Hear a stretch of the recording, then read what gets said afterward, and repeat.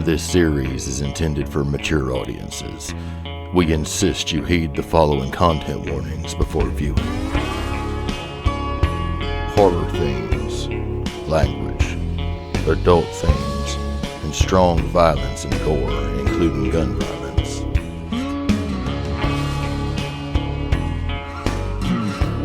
Welcome to the Weird West. Let us tell y'all a story.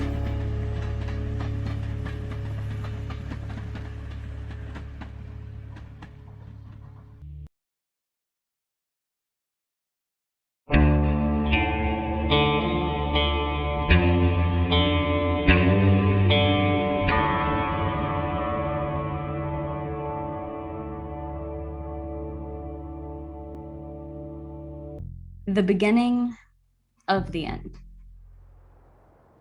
Josh Chamberlain and Mina Dublin walk out into the center of the main thoroughfare of St. Louis, the safest city in the West. Josh, Mina, if you'd like to describe, if you have any notes on what each of you look like while you're walking out into the center of all of the chaos. Doug, would you like to start, or shall I? Yeah, sure. Josh walks with all the unearned confidence of a rich and successful man who didn't get rich and successful on his own. And he is dressed well, but not well put together. He's got the money to purchase the things that he thinks are classy, but you can't hide being you can't hide having no class behind some fancy clothes. And so he strolls out into the street like some real estate middle manager, and surveys it like he owns it, but really he's a little bit terrified of what might be happening. All right. Following next to Josh, you will see Mina. She is dressed mostly in black.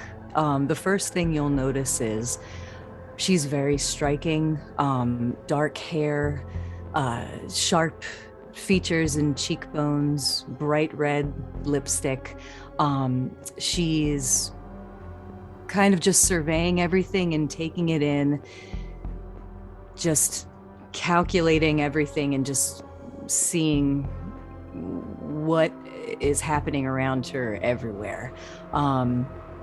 Her dress, as far as what she's wearing, she's just has in a somewhat elaborate black lace top. I'm not sure what the technical term of that form of dress is, but just a fitted lace top, a black lace choker with a green stone in the center, and just long black skirts with some black gloves on as well.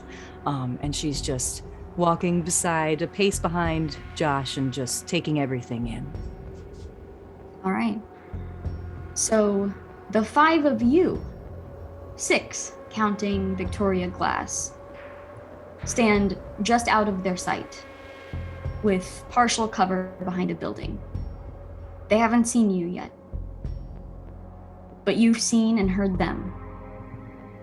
You also see Josh pull out a revolver from his hip and begin to fire at a few of the nearby Walking Dead. That's the only gunfire that you hear. Their shouts seem to have stopped any of the civil war that was happening inside of the walls. You are all ducked back behind the building currently, kind of standing in sort of a little alleyway. You haven't been seen by Josh or Mina, and you have a moment. Jesse, you have come so far, and he is right there. Josh Chamberlain, thoughts are pushing and shoving through your head as you're standing this close to him. All you have to do is bring him in. And then maybe, just maybe, everything that has happened to get you here wouldn't be for nothing. A worry tickles the back of your mind as well. You're wondering if Maisie is still okay, if she has time, if Finley and Gideon were even able to see the doctor about an antidote. You look over at Finley. Finley, as insane as things have been since the moment that first dynamite blast went off this morning, you feel an odd sense of calm wash over you. Maybe it's the blood loss, but you look at Victoria Glass standing there with you, and you see her eyes widen at the sight of Mina Devlin, and she looks over at you with an excited look. You may not have a stake in this war, or whatever the hell is going on here, but you know who you've been writing to. Mina Devlin. And she is standing right there, in the middle of the chaos, with Josh Chamberlain at her side. Maybe, out of everything that has happened, you can at least have some answers. You peek around Luther's shoulder to get another glance at Mina Devlin. Luther, as you stand with your friends behind this building, you feel the heat of the sun sinking into the clothing, burning your skin like the worst sunburn. You feel your hands shake as one of your hands clenches into a fist, teeth twinging with hunger. Hunger that you're not sure how to control. Not yet, not really. You're afraid of what will happen when it gets too strong. You've been able to control yourself so far, but you know what happens when gamblers push their luck just a little too far. You've seen it firsthand on occasion. You look over at Willie and Jonah while you think about what to do next. Willie, a moment of realization hits you. It has been go, go, go from the moment you left the town that you grew up in. And now you're here, nursing a massive gunshot wound that you've covered with your father's recipe, just thanking him and his memory that it's working well enough to keep you standing and breathing. Your side twinges and stings, and you look to the rest of the group as if you know they are what you're here for. You're not here for Josh Chamberlain, you're not here for Mina Devlin, but you know for sure that you are here for the people that you are standing next to. And you look over at Luther and at Jonah.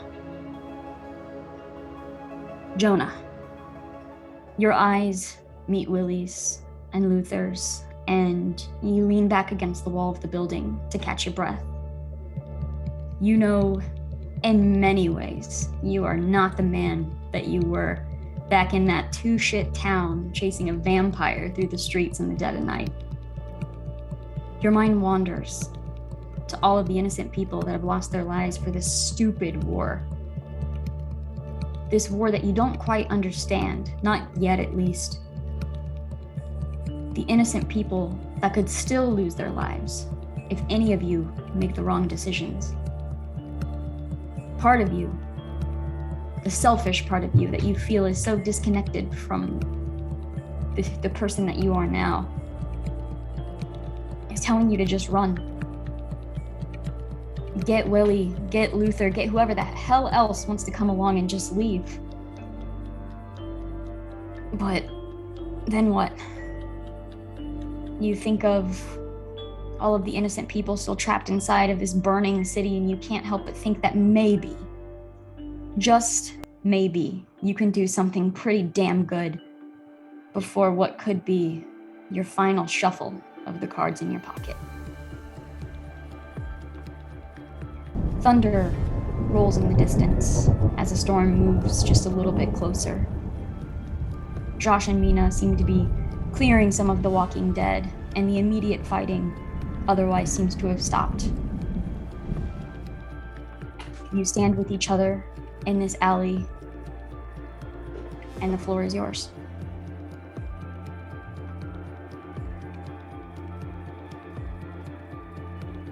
Okay, what's the play? I mean, Sheriff, that's your guy, isn't it? That's my Hold man. on. You can't go over there looking like you're looking. I think I need to try to do something about those burns. Okay. All right, I would like to spend 3 power points to try to heal Jesse.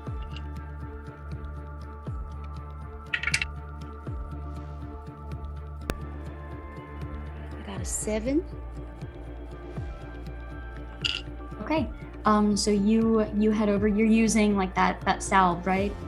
Yes. So I'm looking at him, and I'm looking down at my salve, and I don't even know where to start because there's so many burns on his body. So I take my swooper out and I load a little bit into the end of the swooper and I warm it, and then I kind of spray that sucker just like you would put your thumb on the edge of a hose, and I just go to town.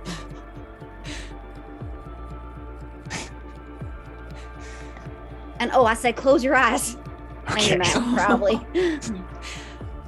All right. So almost like a fire extinguisher just sprays out, covering at least the surface of some of these burns. That is enough to remove 1 wound. Okay. That's a good start. Better than 3. Yeah, absolutely. Jesse, why were you supposed to bring this guy in anyway? So, the mayor just showed me the wanted sign, but this is the same guy that was chasing this horrible monster that was eating the hearts out of people in my town. So it's the same exact guy that was on the wanted poster and that I saw after we beat this monster, and the mayor told me that this is a guy we need to bring in. He's wanted near my town, and I'm gonna do it. I gotta do it.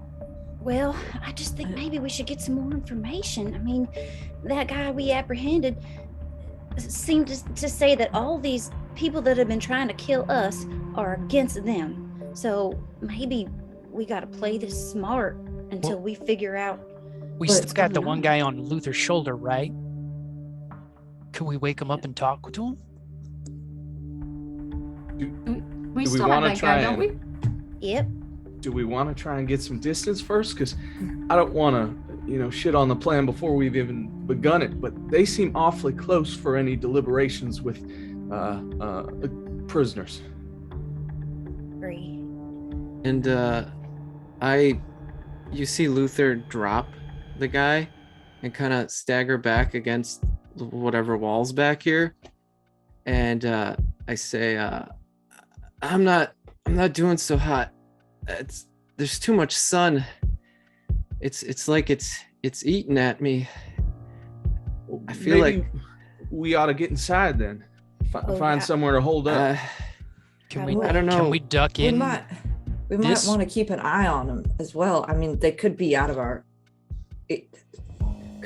sight in a matter of minutes. And at this moment as well, as a few of you are looking around for buildings to head into, most of them are burning.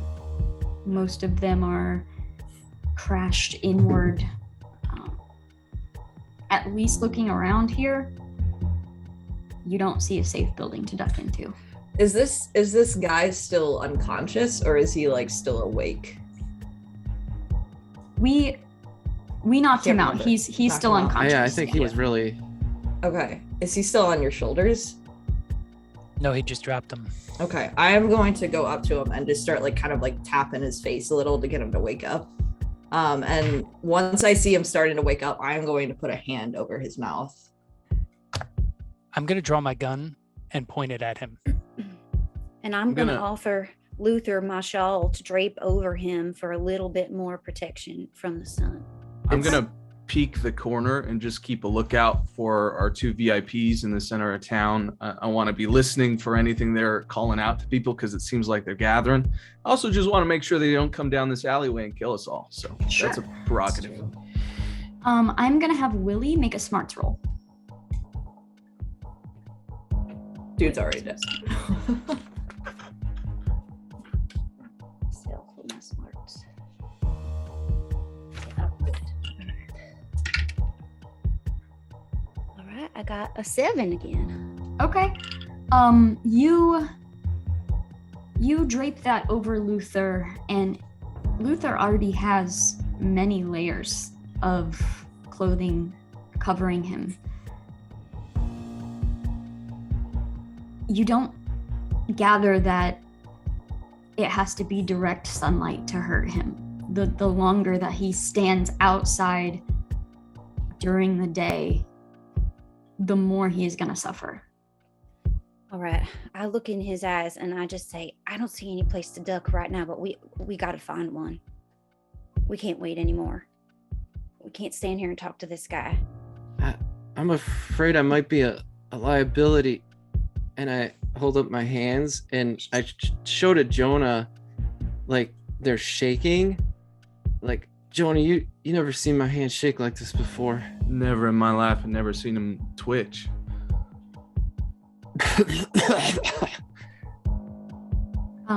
Finley, out of all of the chaos that was happening, do you still have the antidote in your hand, or? I have put it in like a satchel that I have on me, so it is just tucked in there. Gotcha. Oh shit. Okay, so they're gaining down the street. We don't have anywhere to hold our heads. We can't wake this guy up. Things being the way they are. What is it we're doing? I got a crazy idea. Well, you've never had any idea that recognized as sane, so why start now? I'm not saying we should trust these folk, but it's possible that if we play nice, we could get a place to go.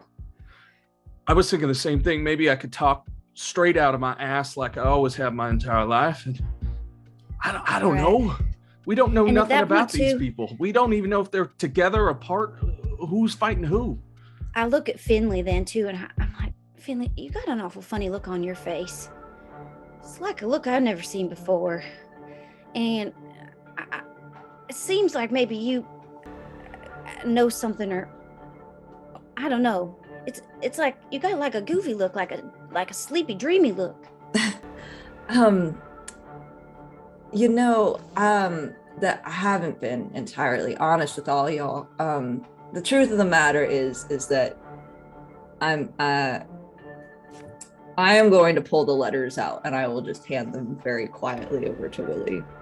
And I will not say anything. But I will look at Luther and I'll go, why don't you just snack on this for a little while? And I'm just gonna point to the guy and maybe that'll help. I don't know. It kind of I look seems like down that's at what you need. the letters and I peek over at the lady and I look down at the letters and I say, I don't know a thing about makeup, but I do know my chemical compounds and I recognize this particular shade of crimson. Right. Yes. So I've been sending letters back and forth for a while to someone that I didn't know who it was until just recently. And then I'm going to try and take them back from Willie and just be like, let me try talking to her. If we go up there, I'm not good at much, but I am good at talking. So just let me try. I give them back willingly. With her? I mean, that is quite the achievement. Congratulations. Thank you. We're not going to talk about it. Do we want to try and talk to them? I mean, Jesse, gotta promise that you're not gonna try and just kill this guy outright. No, I holster my gun and I'll walk behind her, but I will not provoke a fight. Meanwhile, sorry. Yeah, at this time, I'm gonna have Jesse and Finley both make a smarts roll for me. And Luther just goes hog wild on sucking this guy's blood, and it is not pretty. It's like before he seemed pretty cool about it, but he's just tearing into him right now. Oh, okay. I still have a -2, right? Yes. Do So I got have a any 0 negatives? and a You -1. you have a -1. 1. Okay. 5. Okay. Got a 0 and a -1. Great. So, So Awesome. Finley, there's this moment like you're talking about stepping out and just going and talking to Mina, and you see Luther just dive down at this body, and it is unlike anything you have ever seen. You just see blood spatter out into the dust. He's just ripping and tearing, and then there's this moment where you're all just sitting there looking at this. Like, you can't look away. It's one of those sights where you're just so shocked and caught off guard that you're just looking. And when he is finished, you see him turn and look up, and you get a better look at his face, and you see his skin is even paler. You can see veins kind of underneath his eyes, and his eyes look even more sunken in. Don't look at me! And I kind of cover my face up. we need a fix for this fast. We got to find that doctor again or something. He's not going to last. The doctor is gone, but I will pull the antidote out that he gave me. But he gave me this before I left. It's supposed to be for Maisie, I know, but I don't know if it's gonna work on him, but we could try. I don't think what I got can be cured. This is my cure. The doctor made it so I don't turn worse. What? Tell me about your friend. She was touched by one of the inflicted. She's close to turning to a zombie. Damn close. We left her tied up in a train station miles from here. You just left her there? Well, you We went to didn't go get the intend to. antidote. We didn't intend to leave her, but we were going to come back and check on her after the train, but we were... The train We were derailed. planning to basically. jump on the train and stop it, but it took too long. And by the time we blew it up, we were already to St. Louis. That's how we So we ended up couldn't go here in the back. first place. That's how the gates broke through. That was us arriving. What happened to your friend sounds like what happened to me, but with a different sort of creature. Maybe I can help your friend. I'm not doing so good here. Well, I don't mean to put this out loud, but there's no guarantee that she's there. Still there. She might be a zombie by the time... We gotta go back, but not. I'm not- I degrading think real we need fast. to right now. Yeah, but Luther is a known quantity. I mean, I don't Not mean to be anymore, callous, friend. but Jonah, look, this may be my only hope. I mean, I could go with you, but I don't think I can make it in the sun. If this was night, it might be a different story. I might be able to make a difference with their friend, though. what are And you with suggesting? With that as well, Jesse, you recall how much shade the building put off at that station. at the depot. It's a dark place. You'd be safe there. You could give her the antidote or see what happens if the antidote is there. Are you saying you're leaving again? Luther, Just I found just you. found you. I know. Jonah, we can get back to him. God damn. I trusted you when you ran off before, so I would trust you if you want to do it again. Well, I wouldn't characterize it as running off. Well, you ran, and then you were off. So, I swear to God, Luther, you're gonna make me do this twice? You're gonna make me hunt you down across half the fucking state again? You can watch me turn into one of those things instead. That's what's happening to me right now. We could try them.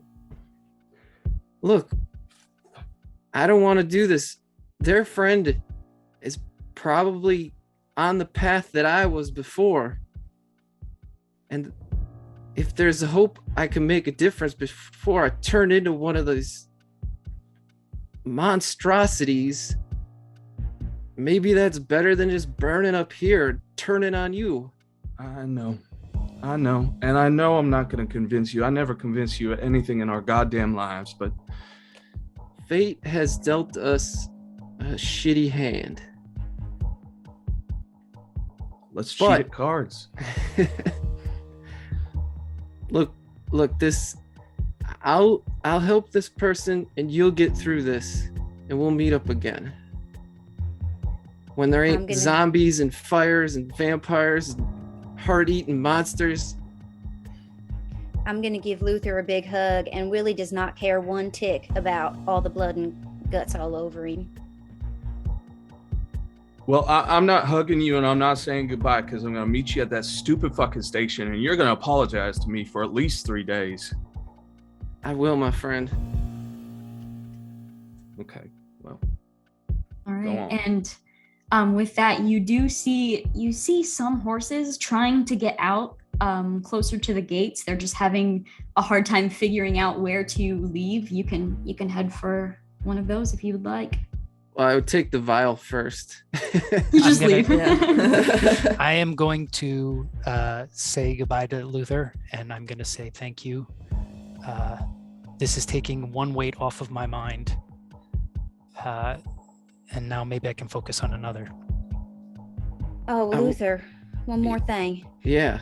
When we get back to you, and I get back to my chemistry kit, I'm gonna invent something for your skin that's gonna keep that sun away from you. I don't know how I'm gonna do it, but I will. You're getting the Willie Colestock skin exfoliation routine. I believe in you, kid. Thanks, pal.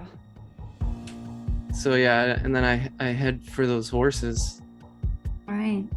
You watch Luther take this antidote vial and kind of glance back and forth, and he takes off toward the gates. You watch him run up, kind of do that thing where you're running behind a horse and you just jump up and start just kind of guiding it over and around. You see it jump over some of the debris, and you hear the hooves as Luther Richter rides for the train station. God damn, he's cool. Yeah. Always has been. Sorry. Oh. But Well, I'll make sure you guys get back to him. I promise. thank you. It's a big promise. Thank you, Finley. Now we got to focus on the bigger fish. Your beautiful girlfriend and her mustachioed gentleman. Definitely not my girlfriend, but I appreciate that. Yeah, with that, Victoria's like, okay, let's hold on a second. I don't mean to assume. Those letters. You don't usually get lipstick on the goodbyes without something happening. Do we want to go over there and talk to them? Or are we just going to keep waiting around and hope something else comes around? I think we need to walk out and see and announce ourselves. All right. What's the play? Do we act like we do know them? Do we know nothing? Do we lead with Finley and the letters? How exactly do we sell ourselves to two rail barons?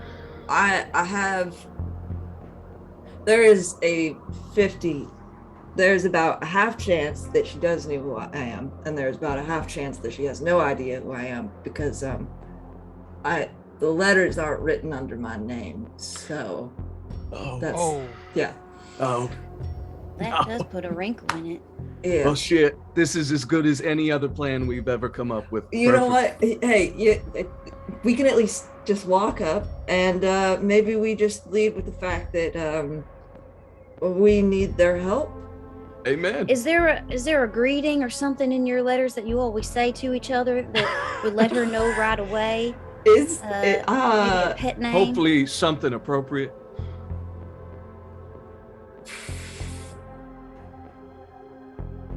Maybe a nickname, a pet name. there's not much of that. You know, why don't we just walk up and I will just show the letters and we'll just go from there. Sure. We'll get to the Alright. pet name later. Yeah. I will put away my I heard Winchester, my but I daddy also call make sure it's somebody fully honey loaded. britches one time. What? called somebody Honey- honey britches once? Riches? I just heard it. Oh, That is. I the heard my daddy worst say that to nickname. someone one time. I don't know if it's romantic. It could be nice under the right context. I suppose. Whew. All right. Meanwhile, Josh and Mina, most of the infected that have wandered into the walls have been taken care of. Josh is a very decent shot, taking out all of the ones all the way around. And you've started to see some of the remaining Empire Railers and some of the remaining witches are starting to gather, but none of them get too close to you. It's just, and it's not like they're standing in a full circle or anything. They've just kind of started to come up. They're keeping their distance, mostly because they're not sure if the other side is gonna attack again or not, and they want to make sure they have some sort of cover available to them. So people are still, you can see a lot of people coming up, but none of them are approaching you. They want to remain as close to cover as they can. And most any civilians that would have been here, you don't really see any of them. Either they have found a way to escape, or there are some of the bodies scattered all over the ground. But then you see 5 people, one of which Mina recognizes as Victoria Glass. 5 people round a corner and begin heading in your direction.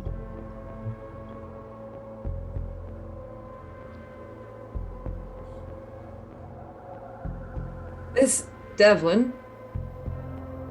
Hello there. I know you, but I'm not sure if you know who I am. My name's Finley Ladoris. But you probably also know me as Augustus Finch. Ah, so you're my correspondence. I see. A Right. pleasure to meet you, I suppose. We don't mean any harm. I just want answers, and I just want to figure out what the fuck is going on right now. All right. I would be inclined to have a conversation. Do I have everyone else in this group's assurance that you mean us no harm? Me and Oh, my companion Absolutely. here? We don't mean anything towards you or yours. Personally, I'm just looking for shelter from the storm that is St. Louis, this total shit show. There does seem to be a lot happening around us. And we see, like, how many of the railroad workers are about, and are they within, like, speaking distance? Yeah, there are plenty around. Like I said, most of them are still trying to remain behind cover and everything, but you see easily maybe a dozen. All right, whichever one looks the boldest, whichever one looks the least worried about all of this, I'm gonna say, I'm gonna call him by name because I know him. Okay. I'm gonna say, hey Stevens, come here. Round up some boys, go out there and get rid of any more of these things that's still wandering about. We don't need no surprises. after we get that taken care of, we still got business to do. So go on now. I'm gonna have you make a notice roll for me. All right. What do I roll for that? That is gonna be, I'll have you do 2d6s and take the higher. Cool. A 2. That's the higher? Yeah. Okay. And a 1 and a 2. Yeah, so you say that and you don't notice this, but Mina, the railer, looks to you for approval. She will kind of give him a nod, like an understanding. Just listen to him. Okay, and it's just the briefest, the eyes just flick to you, you nod, and they say, yes, sir. And they turn around and start gathering people together. Carrie, is that visible to the rest of us? I will have all of you make a notice roll for that. I'm gonna give you an extra -1 to this, just because that's not something you would really be looking for, but. That's fair. 1.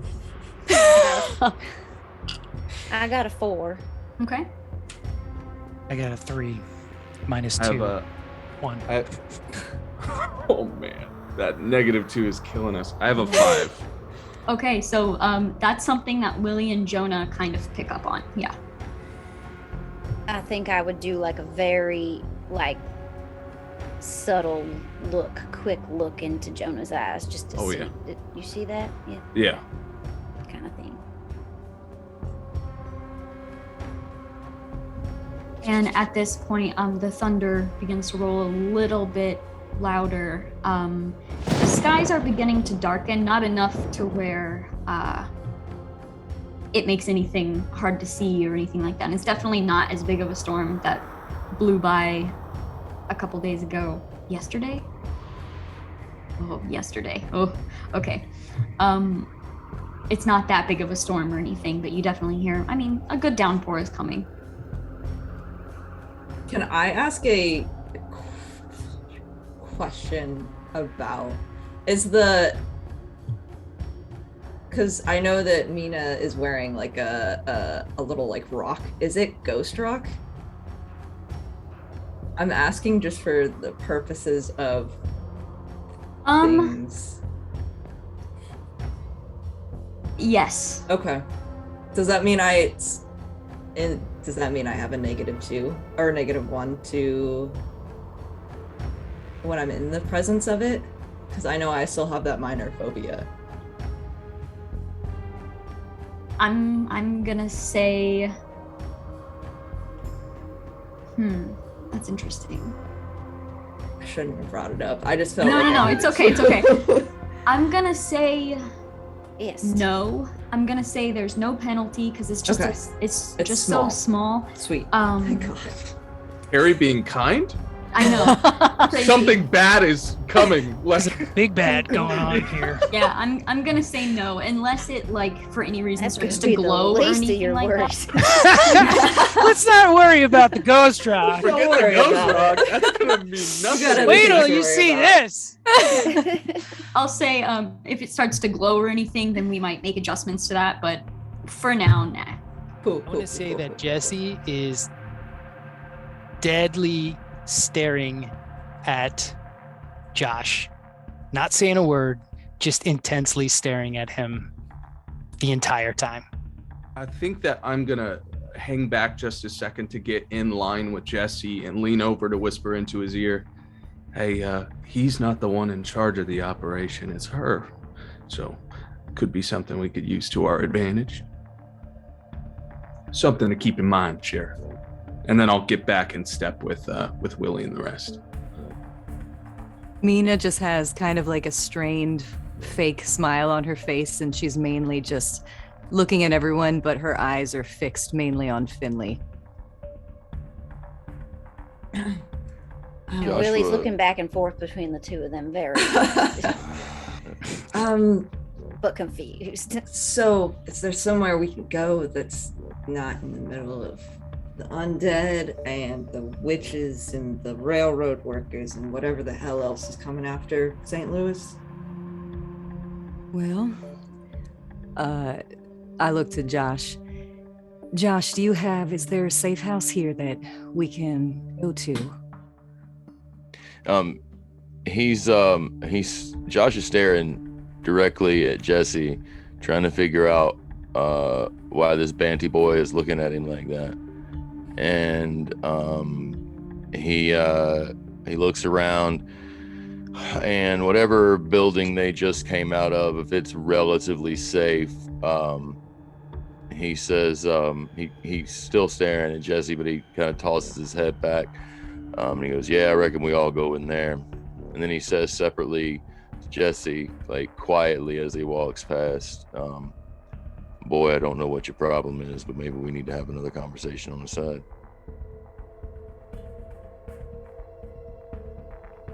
Well, come on, everyone. Before it starts to rain, why don't we head inside and have a conversation?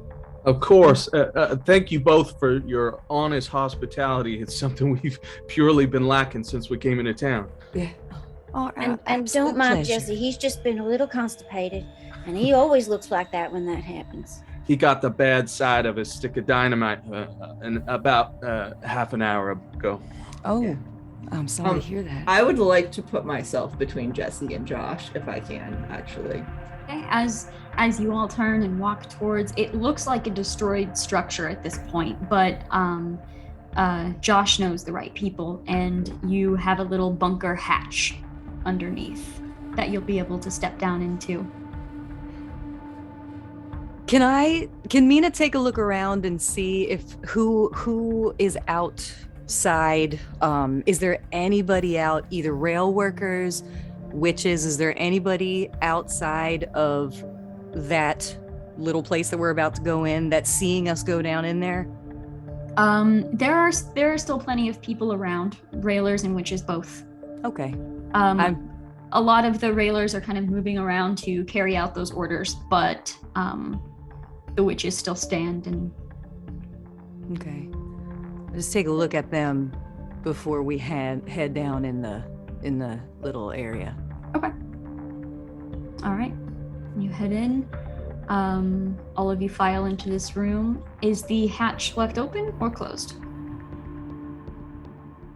I have a bit of a problem with confined spaces. If you don't mind, I believe I would like to keep that door open. I don't know if that's agreeable to everyone, but it would help me somewhat. This is a very shocking day. Of course, whatever the host prefers, you're offering the shelter. Oh, We abide by you. Oh, thank you, Bit darling. of This fresh isn't air my would shelter. be good for me too. So Fresh air always helps. Let's head on down. Joshua stops Jesse and I reckon Finley too on the way into the cellar and says, all right, look, you ain't railers, you ain't witches, you ain't them. And he points at one of the dead undead on the ground. He goes, and you ain't with me, so who the hell are you? We are just a couple of people looking just for some answers to whatever is going on right now. You ain't from this town? No. no, sir. You know anybody from this town? No, sir. Maybe. I think the three of us gonna stand guard. And he stands just outside of the cellar door so that he can hear anything that's going on down there, but so that Mina ain't down there with 2 extra possible bad guys.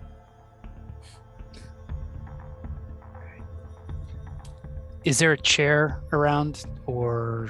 Yeah, you see a little, basically like a little card table and just some drinks, some shelves with different glasses and whiskeys.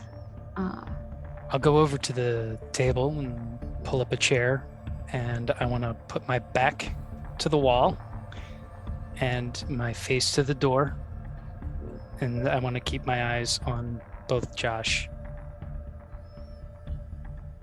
I think did Josh stop before you guys? Yeah, went we down? should be right outside We the sat door. Right outside the door. Okay, so you want to go in, grab a chair, and bring it. No, this is before we go in the hatch, right?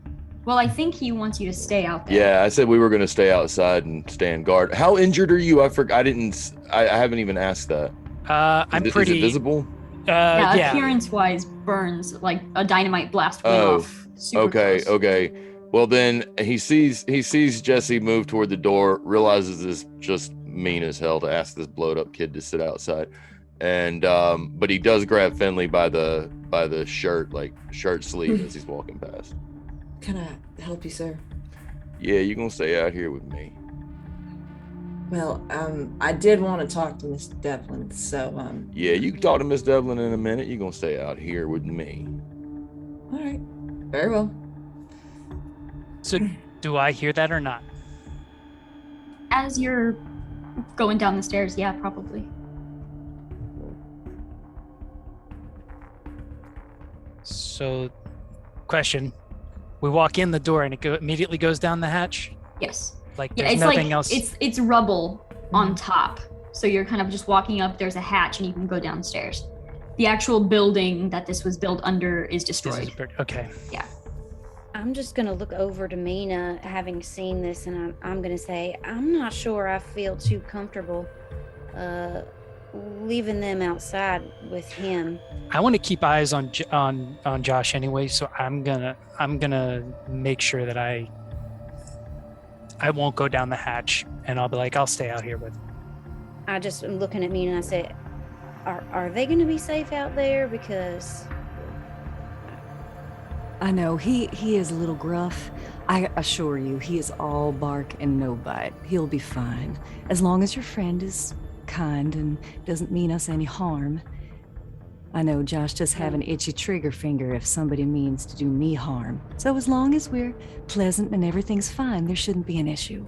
Oh, most assuredly we're pleasant. We're the most pleasant bunch you could ever hope for. In fact, the only unpleasant one just left, so you're in perfect company. But I do have to stress that, well, Finley is the only one with a true connection here, and I know they had some questions for you personally. Is there any way we could get them in the room? Even if it means me taking their place and entertaining Sir Josh, I am more than welcome. I could show him a few card tricks, show him some street magic I learned as a kid, whatever it is that makes that man smile, because he looks like the type that needs a smile. Josh just comes stomping back down the door. It's like, God damn it! If we're gonna make that big of a deal about it, just come on in. And he sits down at one of the tables. You are a gracious host indeed. Thank you so much, Josh. I appreciate that. Yes, we're all friends here, as long as, everything stays civil. I find no reason we can't just have a conversation, see where it leads. Josh, if you like, we could do away with, you could go away with patting us down and taking any security measure you need. This is, of course, just a conversation. He says, all right, I'm gonna start over again then. You ain't with me, and you ain't with her, and you ain't from town. Who the hell are you, and why are you here? Well, I can answer for myself and just say that I'm here for her, and I'm gonna point to Mina. And what exactly can I help you with, darling? I want answers as to why it is that how I randomly stumbled across a woman that I had started talking to in letters, and it turns out that she is someone who can stop the witches and the railroaders and is working with Mr. Chamberlain, and just so happens to be here at the same time that St. Louis is going to shit. And how did you come to that understanding exactly?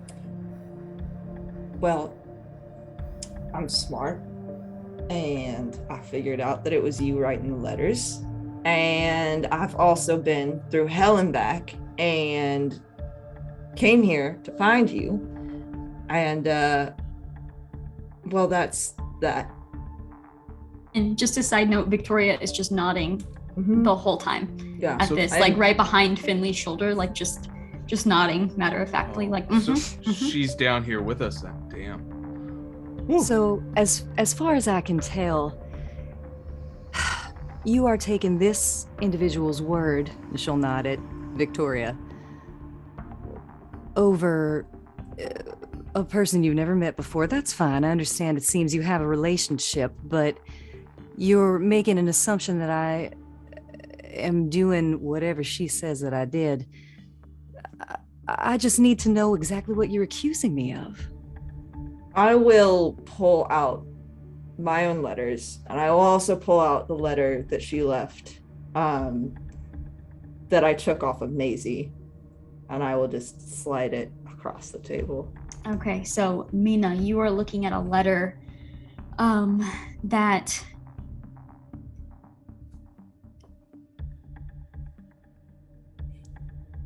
I am going to message you the letter. Okay. Oh. Secret messages. This has got it all. This finale's got it all. Got it all. What will we learn next? Suspense. Secret messages. Still sweaty. I know, I'm sweating so badly right now. Gosh.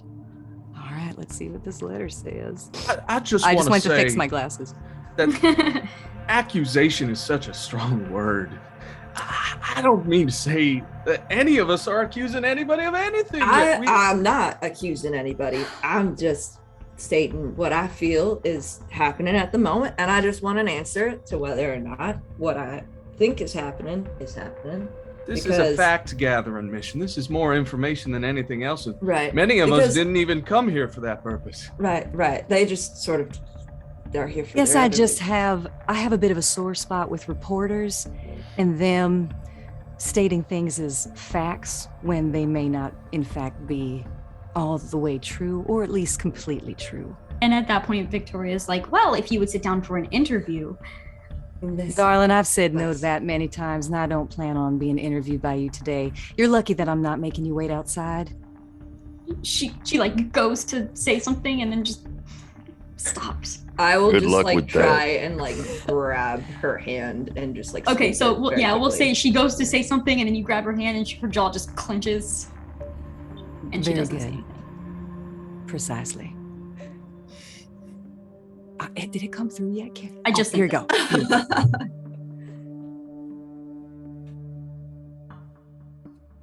Okay. Odd weather for St. Louis, huh? And that note is partially burned. Really Like just just shaking that her corner head. of it is not This burned. is some of that old Jonah rearing its head. Well, that's an interesting thing. And where did you get this? Was the letter to this was a letter to Augustus, who I assumed was Augustus? Not this one. Okay. Well, I And how found did you- it, actually? It was in a pile of burnt up rubble. Looked like it had been intentionally burned. Mm-hmm. Well, apparently not enough, as it says burn after reading. It's interesting. Did you write it or? And what are you going to do if I did? I just want to know. And why Miss is that? Devlin, because when my heart is being played with, I'm not exactly very happy with someone lying to me the entire time. Mina looks over at Josh just to get a read of his face. What does he look like right now? He's looking at Finley going, we got to go back outside. No, sir. We don't.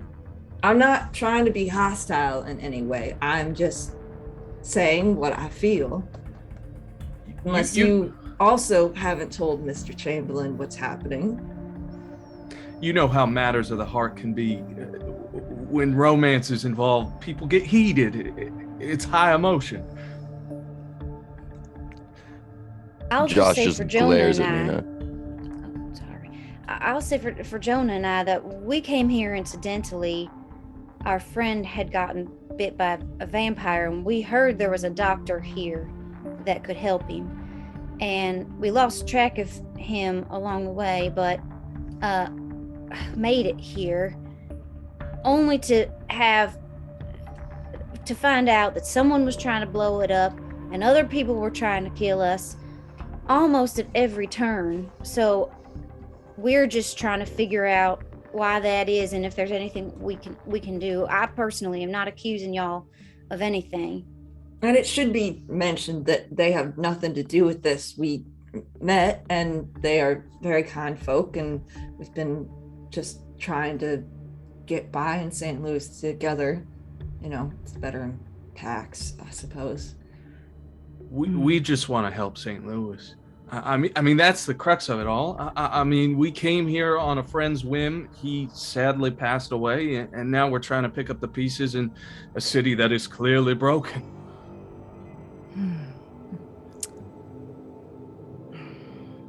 Mia looks down at the letter. So this is how it comes undone. Because somebody didn't burn the fucking letter. I'm gonna give a look to Jesse that just says, we better be ready. Jesse slides his hand nonchalantly to his hip. Now. I think everyone just needs to remain calm. We're still just having a conversation. Right. What do you mean comes undone exactly?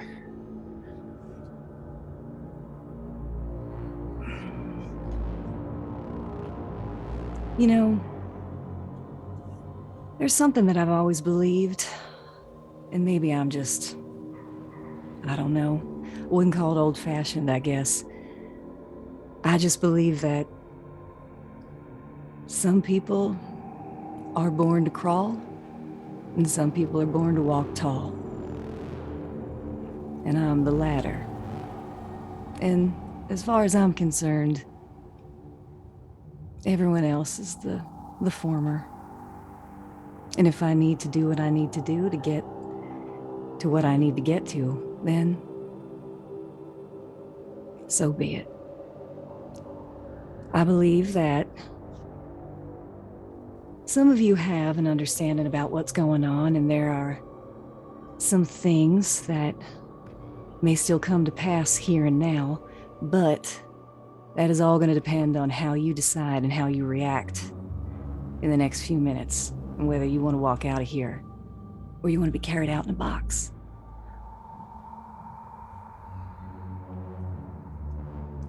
But Josh, I ask, I don't know what most of what they're talking about. All I can tell you is that after Miles, I thought I would never love again. But I believe that me and you can make something together. And I think that we can get through this little bump in the road. If you just have a little faith in me, I promise. And we can talk about all this ugliness when this is over, but I'm not comfortable with some of the things that are being said to me right now. I'm a little on edge, and I don't like this reporter. And I frankly am not pleased that she's here with y'all right now. That makes me not want to speak to you very much at all. But again, I gave you the benefit of the doubt, but I'm not sure. We'll see what happens. I need you to all keep your hands out of your pockets, though. Very good. would you be willing to tell us what it is that this is? What it is that you want? Darling, I want everything. I want this town. I want the next town. I want to just do things my way. And I mean, I don't know how much more there is to say, but I just think sometimes sacrifices have to be made, and I do apologize if any of your friends were harmed in this. That was never my intention. Collateral damage is what it is. We've all suffered. I've lost things. I lost a husband. But I think that there's always a chance to pick up the pieces and start again. But I would recommend for all of you that this is not the town for that, for any of you. And I will give you a chance to just walk out of here. Just leave. Victoria, you're gonna stay. You're gonna stay with me and we're gonna talk a little bit more. But the rest of you, if you would like, you can leave your weapons on the table and you can walk on out of here. What is Josh's reaction to all of this?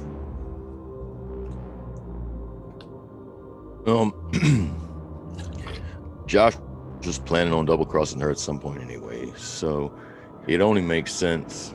And there's a certain amount of sort of sick justice to it. And he's not hurt so much as just sort of disappointed that she got there first. And here in front of all these people. And perhaps the worst of it is that he didn't even get to do the ribbon cutting for the railroad opening celebration. And that, to Josh Chamberlain, so he goddamn tragic. He looks more disappointed than anything right now. Yeah, just this look of disappointment. it's just everything's just. Oh man, I guess I'll go kill some more zombies. Just. All right, so all of you watch as Mina is giving this speech. So when you walk down here, Josh Chamberlain's energy was here. Mina's energy was here. For you especially, as you're, trying to size up who the bigger threat is. And the more Mina talks, the more you realize the shift. And now you sit here as her speech finishes. What would you like to do?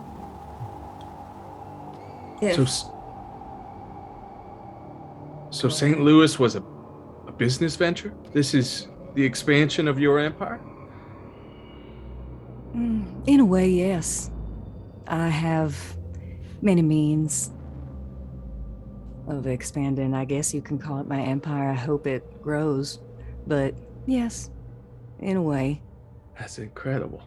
And once you have St. Louis and a dozen other places, what exactly are you planning to do with it?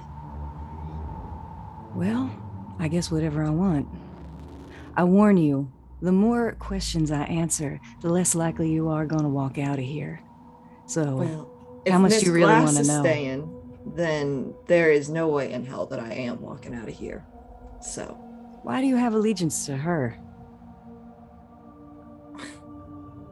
because I care for her and because she is doing the right thing.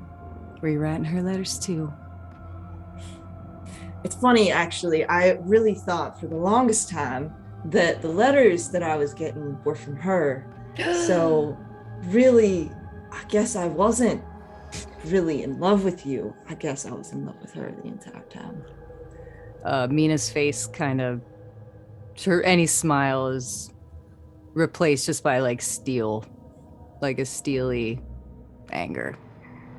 Shouldn't have said that. I know. Well, hey, now maybe there's a third option to all this, huh? I mean, expanding an empire takes willing folks, don't it? Isn't there some kind of conversation we could have here that doesn't end in whatever it is that Finley would like to happen, whatever it is that we would like to happen? Maybe there is something we can come to, an agreement on the table. There's always somebody willing to meet the bet. And your name again, darling? Jonah Ward. Jonah, are you asking for a job opportunity? Well, sure. I like to hear my options. I like to know that everything is on the table before I pick what I'm betting on. Carrie, what's the D&D equivalent to an insight check in this game? It would be just make a notice roll. Ooh, okay, this is fun. Yeah. Okay. Is that smarts?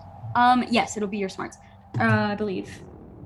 Well, you will have a smarts. notice skill, but if you don't, you would just use your smarts, Yeah. right? So yeah, it would just be your smarts. Okay. So Jonah, if this is a success, just any facial expressions, anything like that might veer one way or the other. Okay. Did you That's roll a a one. D6? Did you roll a Oh, D6 with that as well? Oh, I did not. Ooh, that helps. Don't add them together, but take the higher. Okay, 5. 5 is a success. So Okay. What does she see on your face as you're saying this? He sees that he's panicked over the implication that Finley's putting on the table, and he's worried that negotiations are about to come to a head too quickly. It's definitely his face is not giving one answer or the other, but it's definitely given a thin layer of panic that's deeply under the very good poker face that is saying, fuck, this is happening too quick.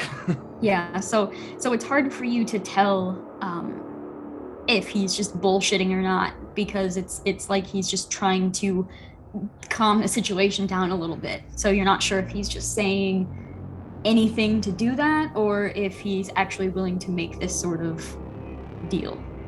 Well, if nothing else, Jonah, you are a smooth talker, and I always appreciate that. We'll see what happens, I guess, the next few minutes. Yeah, I mean, anything could happen at this table. I mean, I don't even know what you intend with your fellow rail baron here, but if you are looking for employment, or if things are up in the air for everyone at this table, then I just want you to know that my options are open suddenly in the town of St. Louis. Well, thank you for being so honest with me. And I will make a pointed look at our fellow rail baron that is not the lovely Miss Devlin when I make that pointed statement. It's definitely a sort of subtle barb at the fact that she's dumping him here at the table.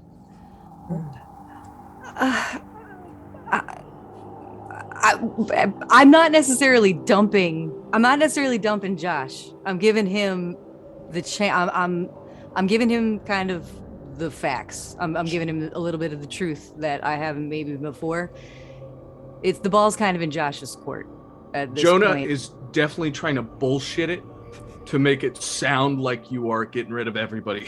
Like it is definitely, he says it in such a way that like, well, we're all getting out of here, you know, under your purview and everything. But I get you. Yeah.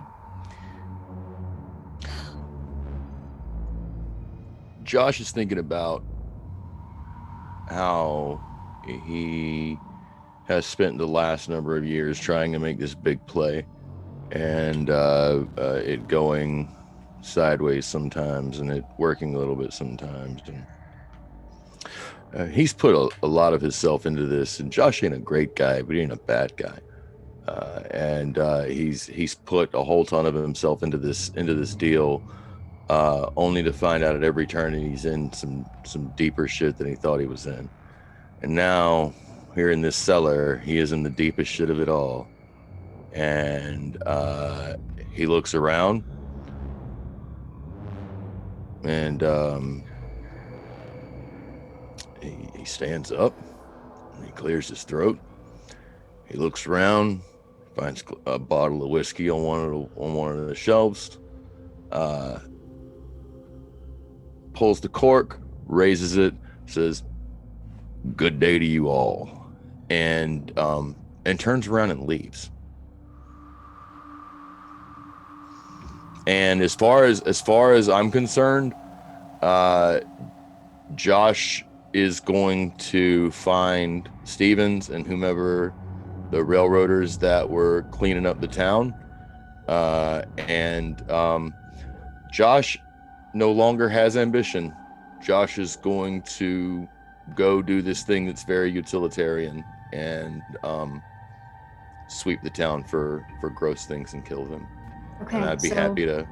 And Stephen was the one that he spoke to. Hold on, Doug.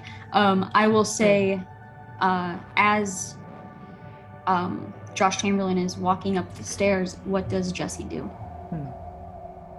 He gets up. He doesn't go immediately, but he's gonna tail Josh Chamberlain. All right, so Josh, you step out of this bunker, you notice it is raining now. It's just that smell of rain. It's not like a storm or anything, but it's raining fairly heavily as you're stepping out. You're looking around. You don't see any of your railers around, but you see quite a few of the witches just sitting around this opening, just waiting. And as you step out, you kind of glance to them, and there's this moment. You've been in duels before. You know the feeling of who's gonna pull the trigger first. So you walk out and you're glancing at the witches, and you get the feeling they're not gonna attack without orders. So you Mina- continue. Mina is still sitting at the table, just staring at the rest. She watched Okay. Jesse leave, she watched Josh leave, but she calls once they get to the top of the steps, and she calls out and she just says, I don't believe I gave either of you permission to walk out of here. Okay, so before that voice comes out, Josh walks out. You make it a few steps, and then Jesse comes out right behind. Is there anything said before Mina's voice comes I up do. out of the... I said, I'm going to turn to Josh and say, while everybody was making story time in there, nobody heard my story. I'm a nobody. I'm a nobody, Josh. I'm a young man who was tasked with bringing you in. So I'm being patient, and I'm waiting for my time. You were on a wanted poster, and I'm just doing what I was told.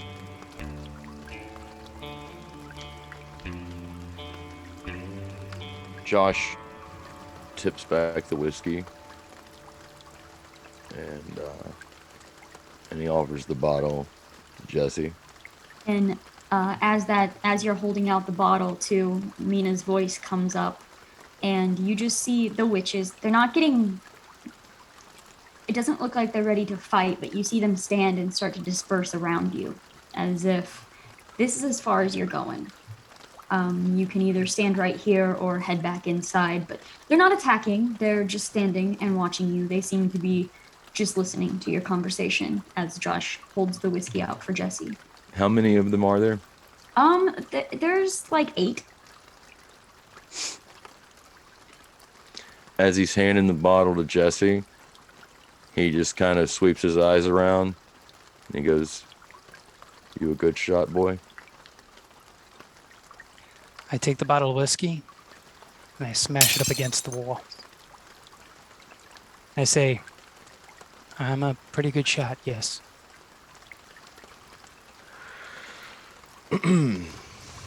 Using that as that crash of the glass as a distraction,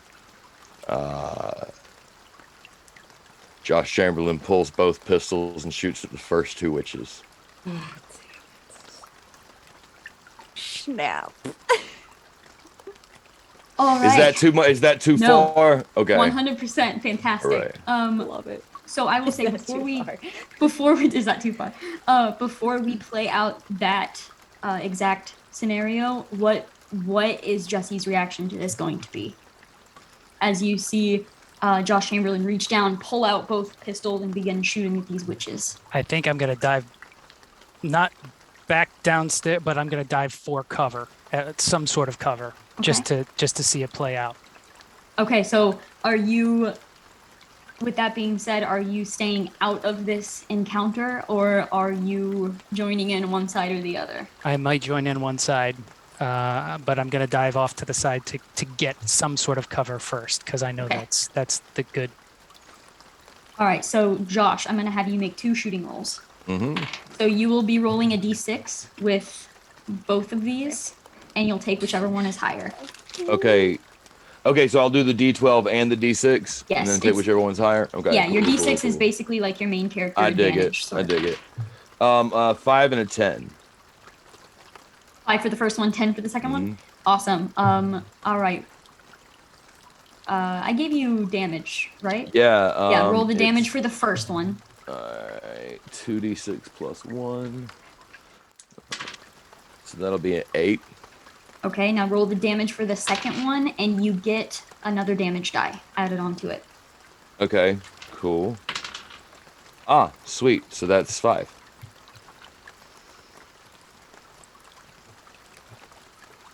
All right, so that crack of the bottle, you move your hands down so quick to your hips, pull up your guns, fire both rounds at the same time.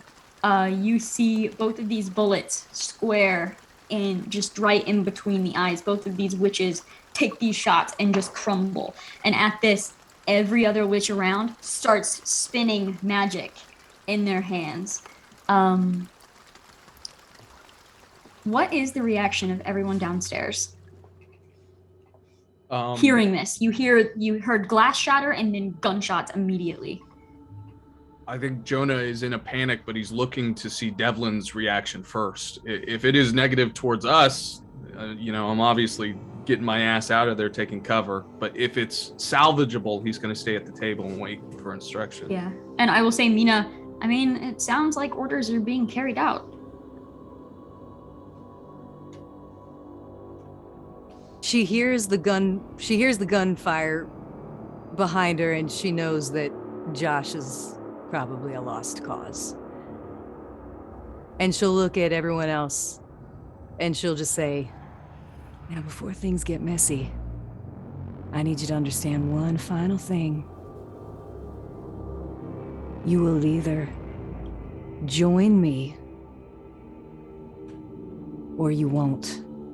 But I promise you that if you do not, I will watch everyone you have ever loved burn.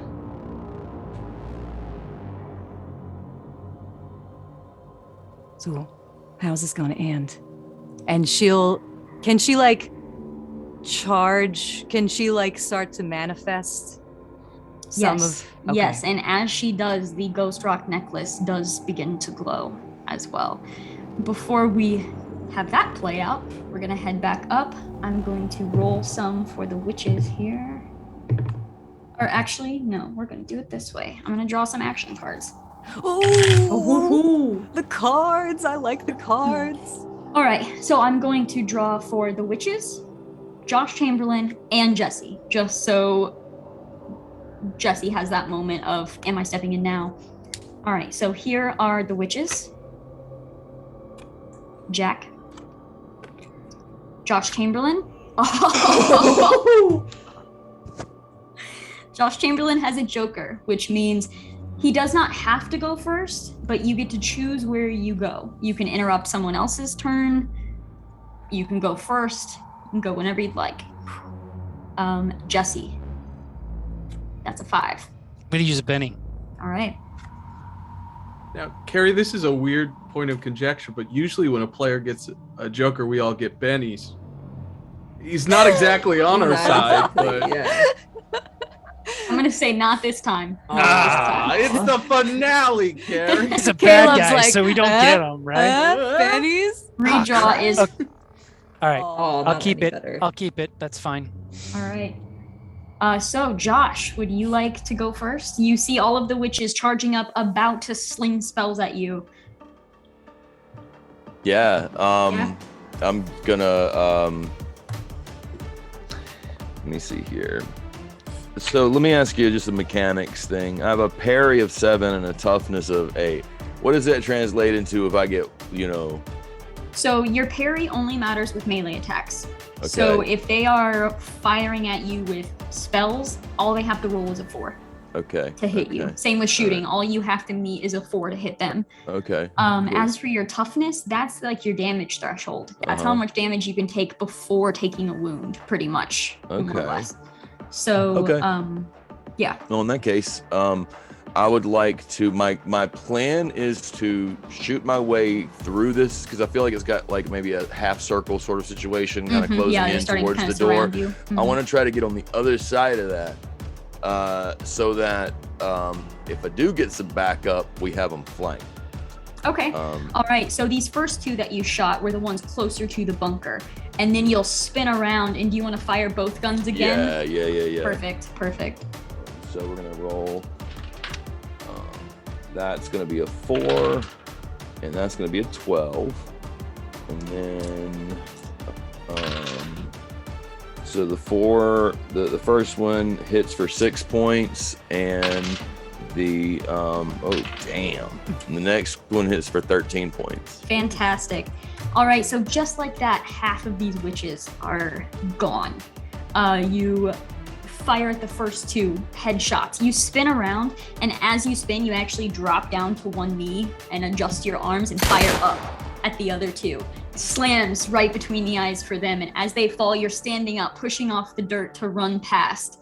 You have created that hole there, and you run past them, and you spin around again. There's 2 left on each side, and they are turning towards you.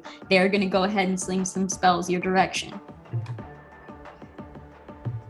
What did you say your toughness was? 8. Okay. All right, so you watch as all 4 of them turn, spells just building in their hands, and they sling. You watch as the ground kind of like pushes up in certain areas with this just black, almost like crystal looking magic just building up in a line all the way to you from all 4 of them. You're able to dodge a couple of them, but 2 of them do slam into you. You watch one of the crystal lines just kind of grabs onto your foot, and you feel it just kind of eating up your leg.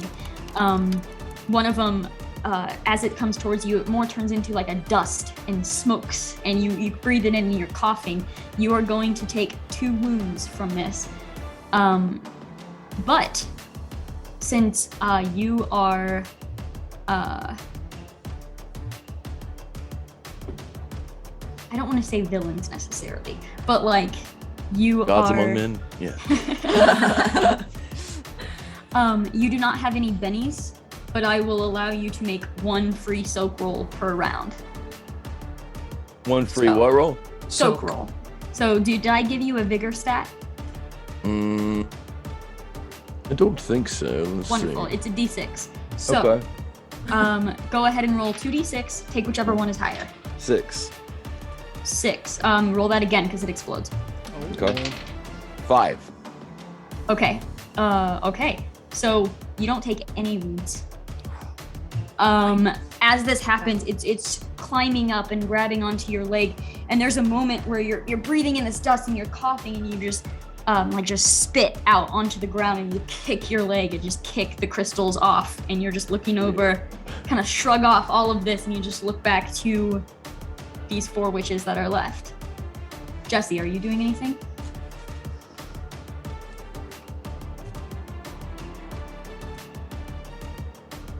I don't know.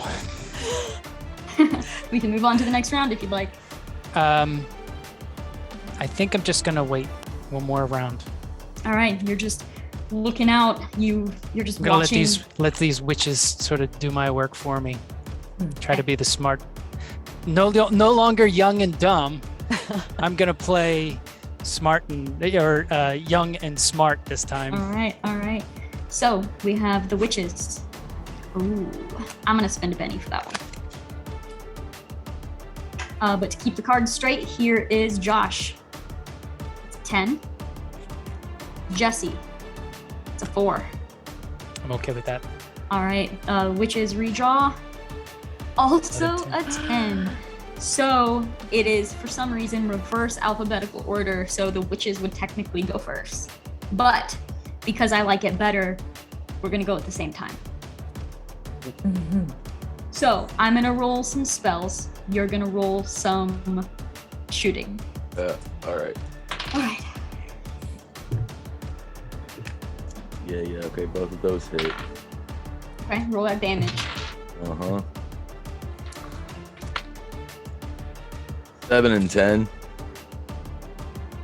All right. So at the same time, these more bullets just fire off as these spells are thrust forward again. These seem to be more of like force, like blast waves towards you. They're slamming into you. You're stumbling backwards. Go ahead and make another vigor roll for me. 2d6, take the higher. 3. 3. All right. So as these are slamming into you, it is just too much for your body to take. You are going to take 1 wound. So that is going to put you at a -1 penalty for next time. You take this 1 wound, you feel your flesh just rip open on your shoulder from one of these blasts, blood starting to soak into your clothes. But both of these shots that you fired off, down 2 more witches.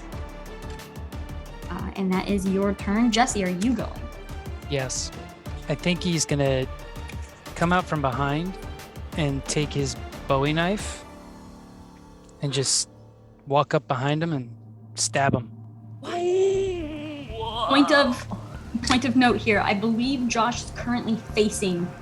Yeah. Oh, is he? Yeah, Yeah. currently facing the bunker door. You've got two witches that are facing away from you currently, looking at Josh. Then I'm gonna shoot him. I'm gonna pull. Alright. I'm gonna come around the door and fan like a shot. All right. Make a shooting roll. Oh boy. Oh no, dice down. 6. Roll damage. So it's 2d6.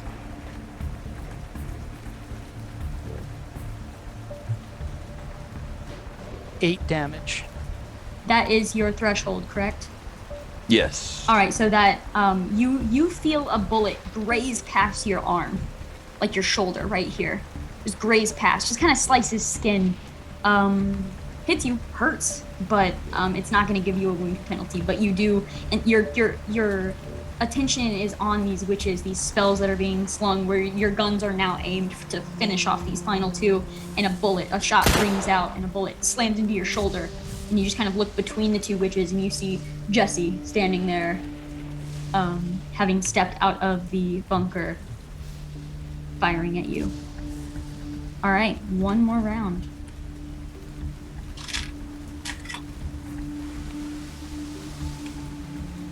We have the witches.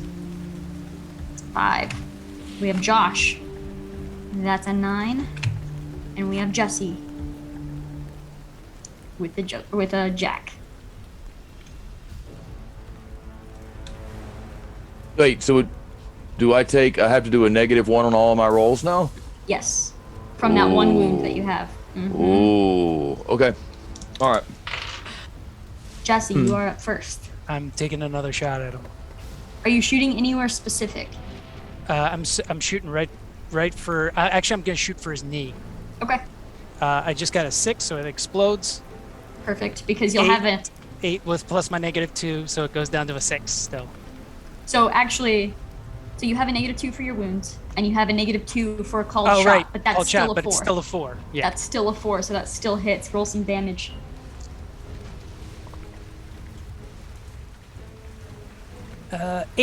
9 damage. Okay. So, Josh, you feel a bullet slam into just right below your knee.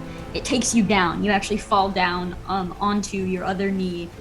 Not enough to give you another penalty, but definitely enough to hinder you from running from this. And it's your turn. I'm gonna fire both barrels at Jesse. That's a 6 and a 1. Okay, Six the explodes. 6 is going to... Oh yeah, no. Where was the 6? Was that on on my D12. the D12? Okay. Yeah. So roll damage for one of those. Yep. All right. 9. What is your toughness, Jesse? 6. All right, so that is going to give you 1 wound. Do you want to spend a Benny to soak? Yes. All right, make that vigor roll. What are your bennies like, Jesse? I have 2 more. So it's a vigor roll. Yes. I'm so nervous. I don't even want to drop them. You got it. Good vibes. Good vibes. Like seriously, good vibes, dude. I mean, Doug's pulling for you. Josh pulling for you, but Doug's like, get it, boy, get it. We've done it before. Yeah. We Have can do the it again. -2 do the soak, or do I? I believe so, yes. Yeah. In that case, I didn't make it. It's a 3 and a 1. All right, so you are going to take that wound. As you see Josh, instead of aiming at these two witches, center both guns, aim them directly at you, fire. One of them does kind of slam into your shoulder, but not enough to hurt you. The other one slams deep into your shoulder on the other side. You actually stumble backwards a little bit, and your foot slips on that first stair, and you actually do that thing where your feet just kind of plinko down the stairs for a moment. You have to hold on to the toward the actual doorway to steady yourself. But you have taken that wound. It is now the witch's turn. You see them now. They have glanced back. They've locked eyes with Jesse. They've looked at Jesse, and then they look over at Josh, and with Josh's leg the way that it is, they just start walking up. They go up to him, and you see they're actually going to try to grab your guns and pull them from your hands. So go ahead and make a strength roll for me, Josh. Okay. What's that? Is it D8? Yeah, I believe that is what we did. It's gonna be a 3. All right. So they do walk up to you, grab onto your hands, and yank the guns out of your hands. You see them just toss them away. And then they just grab onto your shoulders, and they just motion for the bunker entrance. What does Josh do? Josh pulls the Derringer out of his boot and shoots the one that's holding him. Hell yeah. Make a shooting roll. Jesus, dude. Man. 9.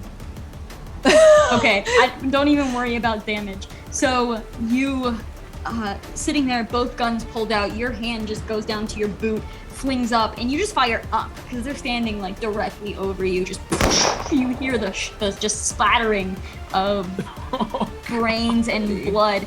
It surprises the other one. Let me see here. It surprises the other one, and you see her actually back up.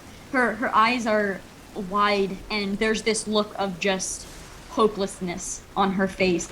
And you see her look to you, glance over to Jesse, who's barely still peeking through that doorway over there, and then she turns around and books it. So, Josh, standing here, or kneeling here, with a just busted kneecap and one pretty decent wound to your shoulder. Jesse, you're hurt pretty bad. You're bleeding heavily from your shoulder. You cough, and a little bit of blood actually kind of comes up into the back of your throat. You see a Derringer in Josh's hands. You still kind of lean up against this wall. The two of you are kind of glancing in each other's direction. What do you do?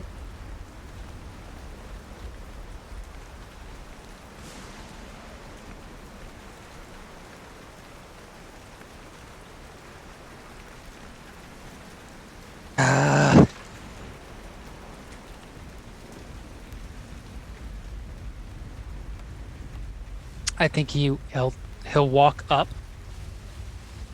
knowing he has. Question: I would know that Derringer has another shot in it, right? Probably, yeah. And I will say, as you're walking up to the rain, it's not heavy enough to where you can't, it's not obscuring vision, but the rain is coming down. Your clothes are soaked. The ground is soaked.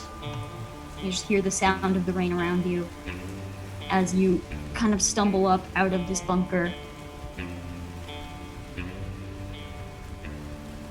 I'm just gonna appeal to him, Josh. I'm gonna appeal to Josh, and I'm gonna say, Josh, I have nothing against you. I'm not gonna help you get out of this town unless you're coming with me. If you want to walk on a busted knee, you can come with me. I'm only doing what I was told to do.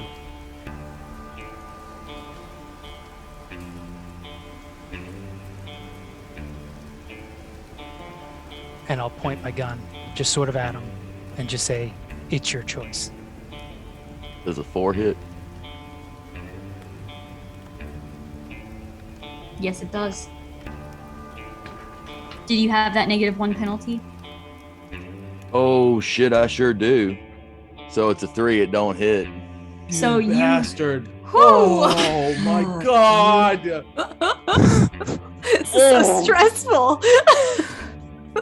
All right, Oh my so God. Jesse, Oh. Jesse, you hear the shot, and for a moment you know you're dead. You just know it. And then you realize that it missed. And the echo rings in your ear, and you look over. What does Josh's face look like after that miss? Is just like Josh is looking to see if he can reach either of his other pistols after they've been snatched from him. All right, I mean, so I don't you know how see- far away they are. Yeah, you see him immediately glancing over both ways. They're pretty far. The witches flung them with that force magic that they had. I'm gonna use my fleet-footed edge and run up to him and just use my fist and cold cock him.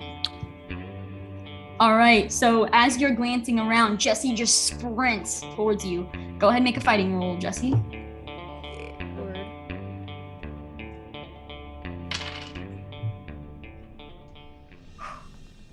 I have a 9 for my fighting roll. Do I get to like combat? Not or yet, Do I not just yet, take it? no. Okay. 3 doesn't hit, right? Mm-mm. Yeah, so you rush up. Josh, you're glancing around for your guns, and then you realize, you look up and this kid's right in front of you, and he slams into you. Both of you kind of roll into the what is now mud at this point. You're rolling. We'll come back to that. The rest of you. Not us. Go back to them. No, go back. Go back. The rest of you. Mina, you have heard the magic. You've been counting the gunshots. You're pretty sure it's over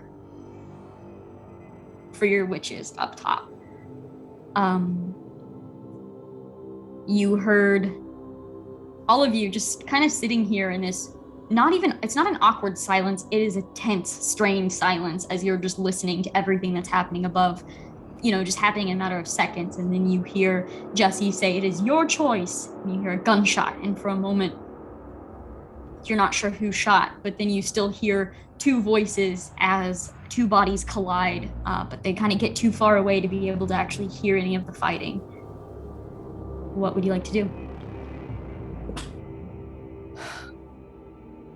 But they haven't fallen back down into the cellar. No. Okay.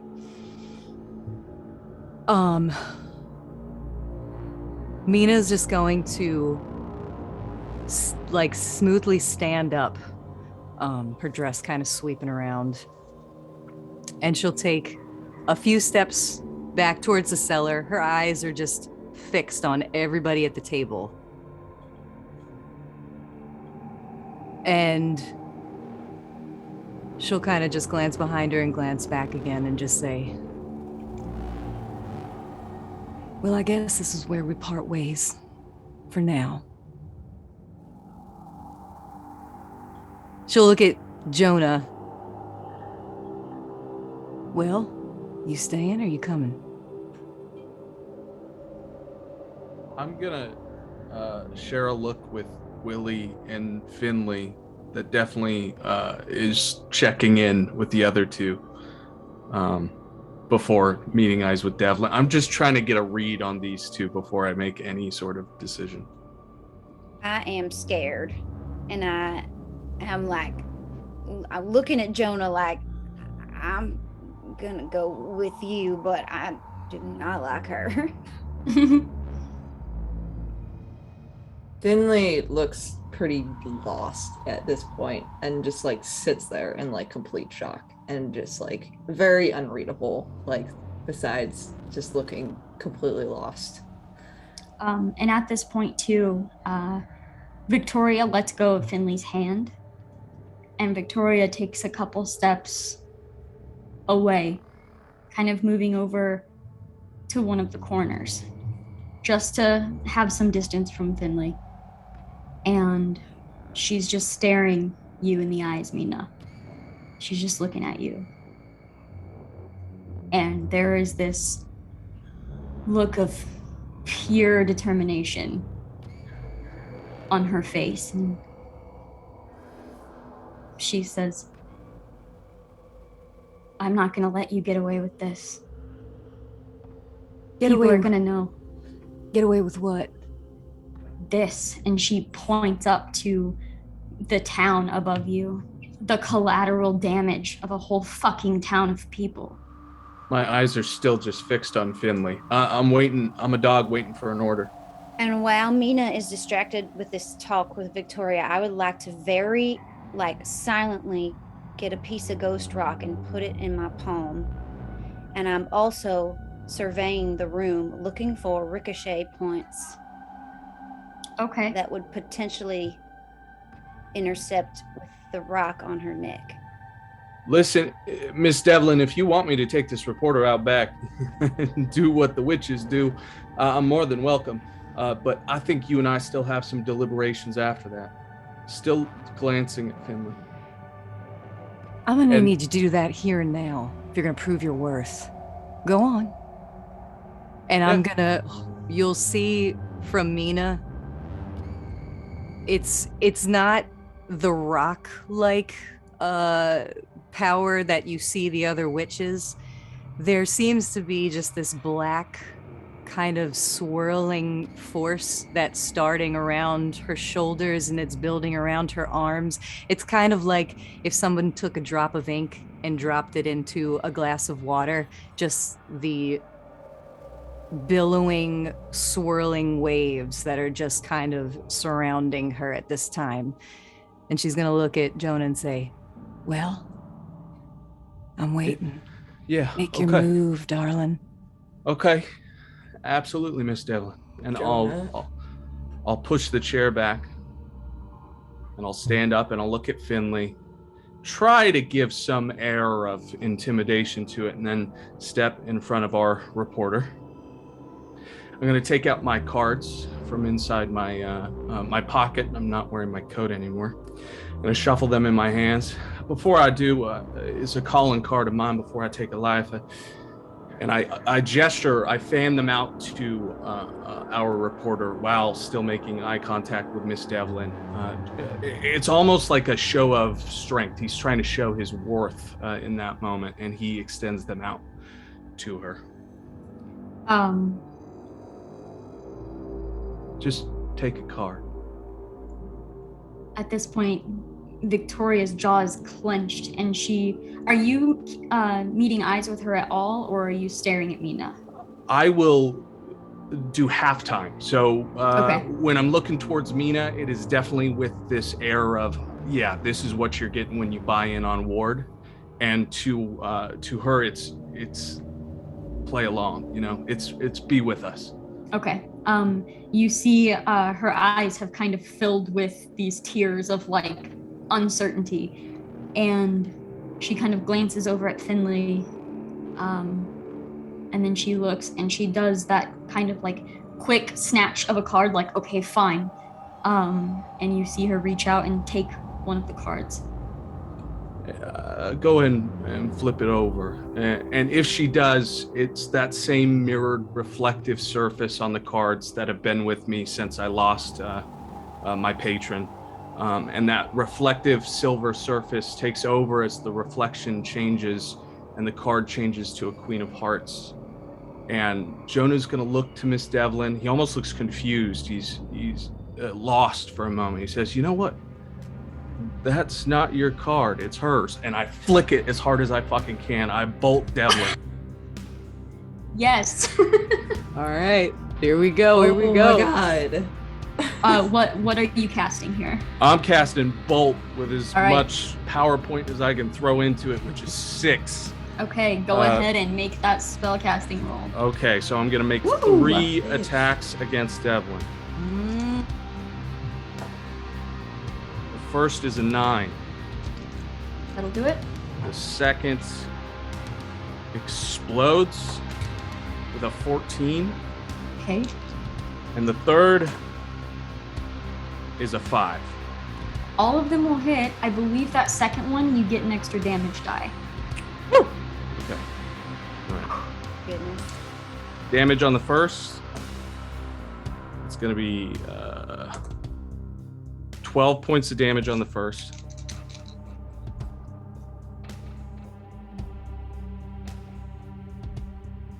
Seven on the second, so we're at 19. And then this is my extra damage die.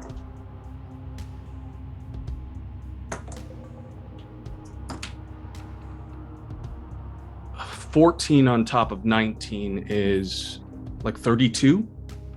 Okay. That's everything I fucking got, too. Before anything happens here, Mina, make a vigor roll.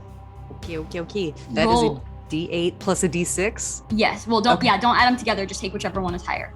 Got it. Okay. And if you get the max number on one of them, roll that again, and you'll add that together. Okay. I got a 5. Okay. As she, I guess, just gets hit with this force, she saw something in Jonah, and she knew he had something. I think she could tell he might be of use, and she was right. He's pretty strong. And as she feels this force hit her, and just the culmination of everything just going horribly, horribly wrong since she's landed in this town, the fear, at first it starts as fear in her face, and then it just turns to like an angry resignation of that this is finally it. And she would just say to Victoria, yes, I killed him, and I would do it again. And then she just looks at Jonah and she says, tell Josh he never meant anything to me. And then she'll just turn into whatever it makes her look like, a gross dead person. I don't know. She explodes, whatever. At that too, as she finishes that sentence, all of you actually see like a flicker of light as the thin man appears behind her. Arms twist, grab her neck, and just snap. Yeah, meanwhile, back in the streets. Willie had Okay. this whole, she was doing all these like mental geometry, trying to figure out how to ricochet this ghost rock out of her throuper to hit contact with that rock. She's just like, puts it back in her pack, and she's like, well, I guess I won't be needing that. Yeah, as soon as Jonah started making his way over to Victoria, Finley did like pull out their Winchester and just like aimed it at him, and then saw what he did and just sits there in complete shock. Yeah, Victoria still has her hand out, like she's holding the card, and she's just sitting there. Her hand is trembling, and you just see like a tear just run down her face. And then she kind of wipes the tear, and she just looks up towards the stairway. And what do you guys do? Do you head up, or? Everybody okay? We all good? Are you okay? Yeah. Shit. Fuck. That was masterful, Jonah. Oh, thanks. We gotta get Jesse. We Right. gotta get the sheriff. All right, you all head up to see the rain coming down, and you see two figures wrestling in the mud. What is Jesse's intention with this, and what is Josh's intention? Like, are you when it comes to, I want to knock him out, I want to escape, I want to kill him, like what is your intention with this fight? Jesse would never want to kill him. He just wants to perform the task of bringing him in. So he just wants to incapacitate him to the point where he can bring it back to the mayor and show him that he could complete this task. All right. How many shots I got on that Derringer? I believe you have to reload it now. Okay. How far away are my pistols again? Could I get to them in one move? You are wrestling with him. I'll say if you can get away from him, you can get to it. But you'll have to break free first. Okay. I am going to jam my thumb in the hole in his shoulder Okay. and use that hopefully to provide some kind of disadvantage so that I can get away a little bit more easily. All right, I'm gonna have both of you make a fighting roll for me. Okay. Let's see here. It's gonna be on the D10. Okay, 6. 0 and a -1 Okay. with my wounds. All right. So I will say, I'm going to draw action cards for everyone now at this point. With that fighting roll, you will successfully be able to push off of him and run for your gun, but it's going to be a matter of the order that the cards decide it will happen. Right on. All So, right. As the rest of you are coming up out of this bunker, I have Willie. That's a 5. I have Finley. That's a queen. Jonah. 6. Jesse. 9. And I have Josh Chamberlain. Queen. I'm gonna throw another Benny to re-roll mine, to re-pull mine. All right. Your redraw. 10. A little better, nothing much. Harry, can we spend bennies to make other people redraw? Like Josh Chamberlain, for example? I mean, that's kind of fucked, but I mean... I'm sorry, So- Doug. I don't mean it. So, how we've done in the past is typically if it's done to me. Like if I am playing the enemy, I let everybody spend the Benny for me to redraw for the enemy. You're So, right. We don't want to do this to Doug. You're right. right, this is an actual player, so we'll go ahead and let this one go. So let me see here.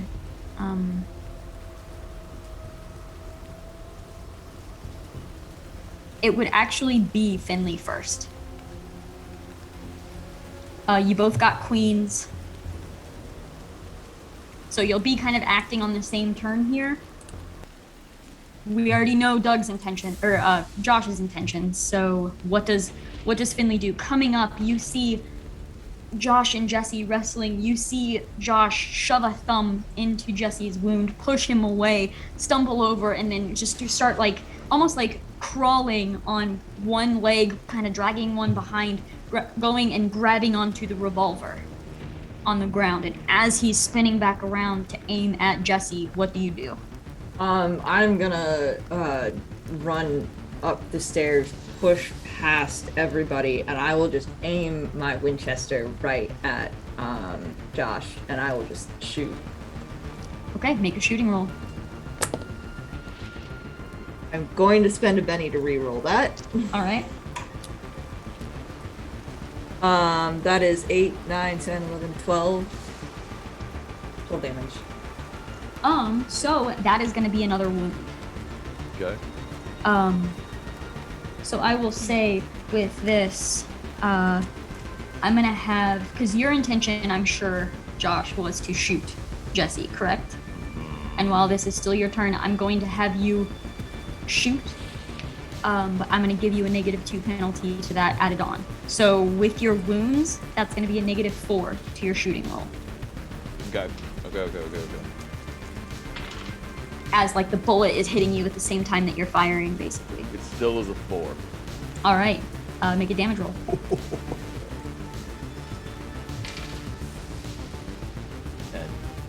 10. Jesse, make a bigger roll.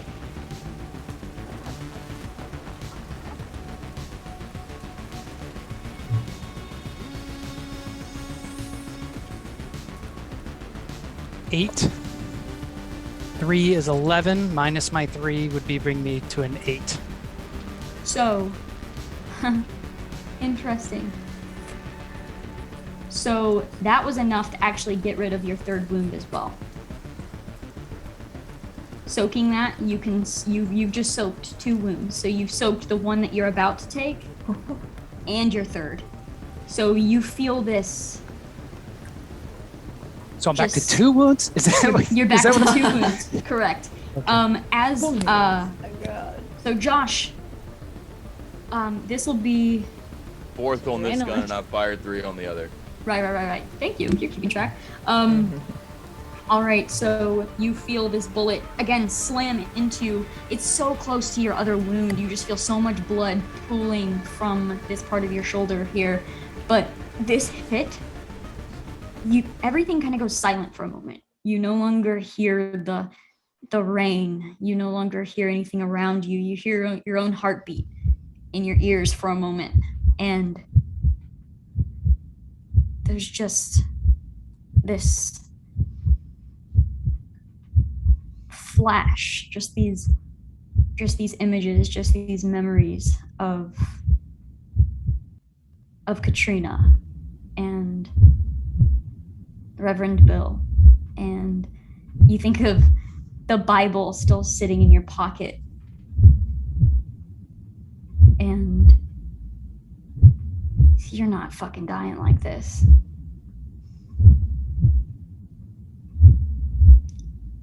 And with that, it is your turn. I am going to pull Reverend Bill's pistol from the other side, and I'm going to aim it at him. And I said, I don't want to do this, but it looks like it's the only way. And I'm going to make a shooting roll and try to shoot him. Okay, because it is Reverend Bill's pistol, you have a +2 to this. Okay. So you're at a regular roll. A -2 +2. -2 +2, a regular roll, straight roll here. Whew. I'm spending my last penny.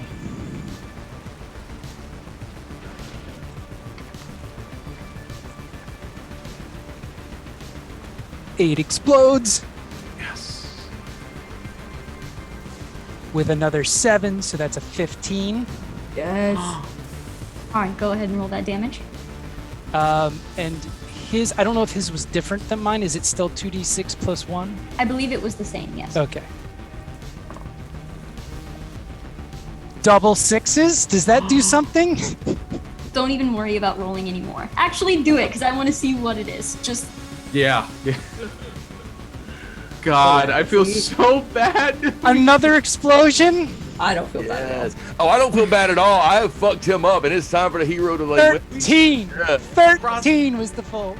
okay. Dang. So, as this bullet slams in, you feel it hit. I mean, you've been in plenty of gunfights. You know this was a killing blow. How does this story end for Josh Chamberlain? Fire off one more round. At Jesse?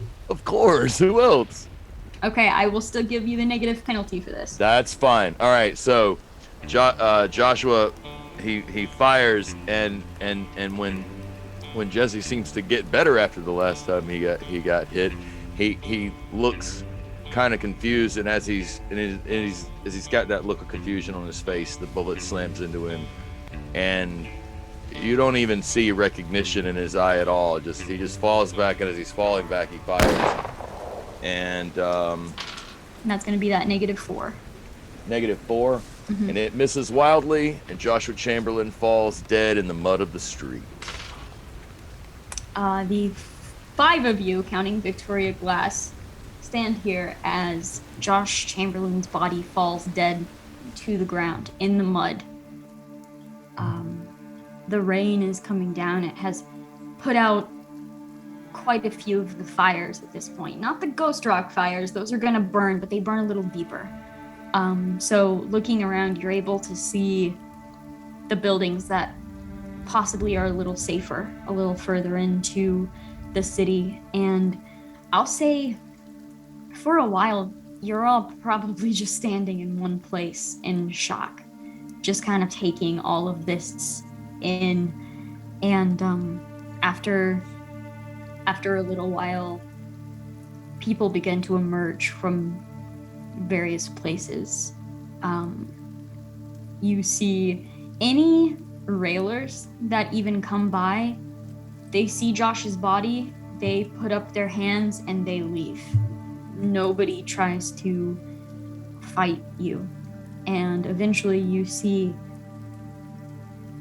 whatever citizens have been left in this city, some of them start to come out. Some of them come over to Jesse to see if he's okay. Some of them say how they watched from the top story of this hotel room. Some of them say how you did the right thing. You did the only thing you could do. These citizens, their homes were attacked. Their city was destroyed, and you see them all comforting you, taking care of you, trying to bring you back. You see, they do collect you and they take you a little deeper into the city, where you see there is one saloon that connects to an inn, or like a little hotel, and you see that it has primarily survived most of the damage. You see they have wheeled carts and stacked various things around it for cover. And you see going inside, there are makeshift hospital beds set up in various places. It is where multiple people are being taken care of, and whatever sort of resistance there was in the city, this is where its home base was. And people are talking to you, people are talking to other people, but you can't really hear them. Too many thoughts. There's too much happening. And as much as there's so much you want to do right now, you want to go, you want to find Gideon's body. We'll find Gideon. Players know he's dead, but you want to find Gideon, you want to find Archie, you want to find Gabriel, you want to find Luther. You want to go there, you want to see if Maisie made it. There's so much you want to do, but you are so tired. You're going to be no use to anyone in the state that most of you are in right now. You hear people saying, you should get some rest, we have rooms. And none of that really sunk in until you start to feel the pain in your muscles and the exhaustion in your bones, your joints, everything. They're right, you probably need some sleep. It's raining anyway. You'll be able to get to Luther. You'll be able to find your friends. You just need to stay one night. You just need to sleep. And in the morning, then you can go.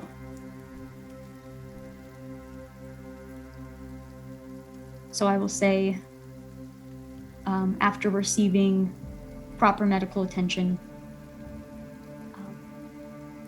you will all be at 0 wounds. Still pretty hurt, but no penalties. And all kind of scattered in your own places just for the time being as you're getting settled here. Finley, you sit in your room by yourself for a moment, trying to steady your shaking hands. You look at the bed, but you don't know if you're going to get any sleep, even though you're exhausted. And there is a very, very soft knock on your door.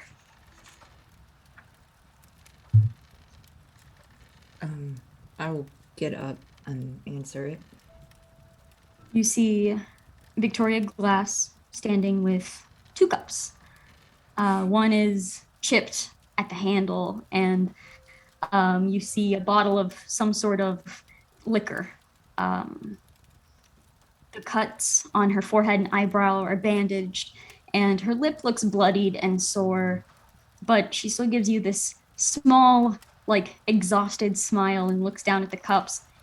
So it's not tea, and these are quite literally the only 2 cups in the kitchen that were not destroyed. Do you by chance want some company? love it. Yeah, come on in. She comes in and pours you both a drink. You see her hands are still shaking too, as she's just. It's been hours since the events, but you're still so wired. She pours you both a drink and she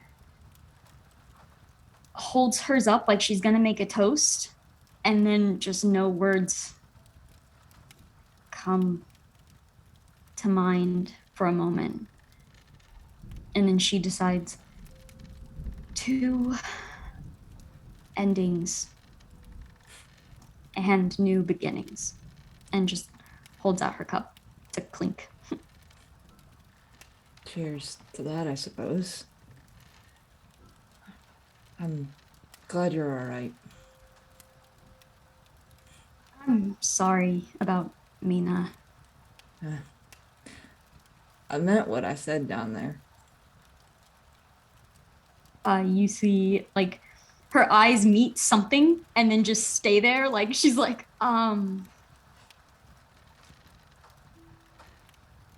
You don't have to say anything.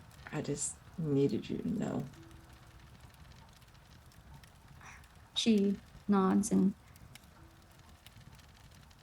kind of like regains her personality back for a moment, and she says, I have to ask you a question, off the record, of course.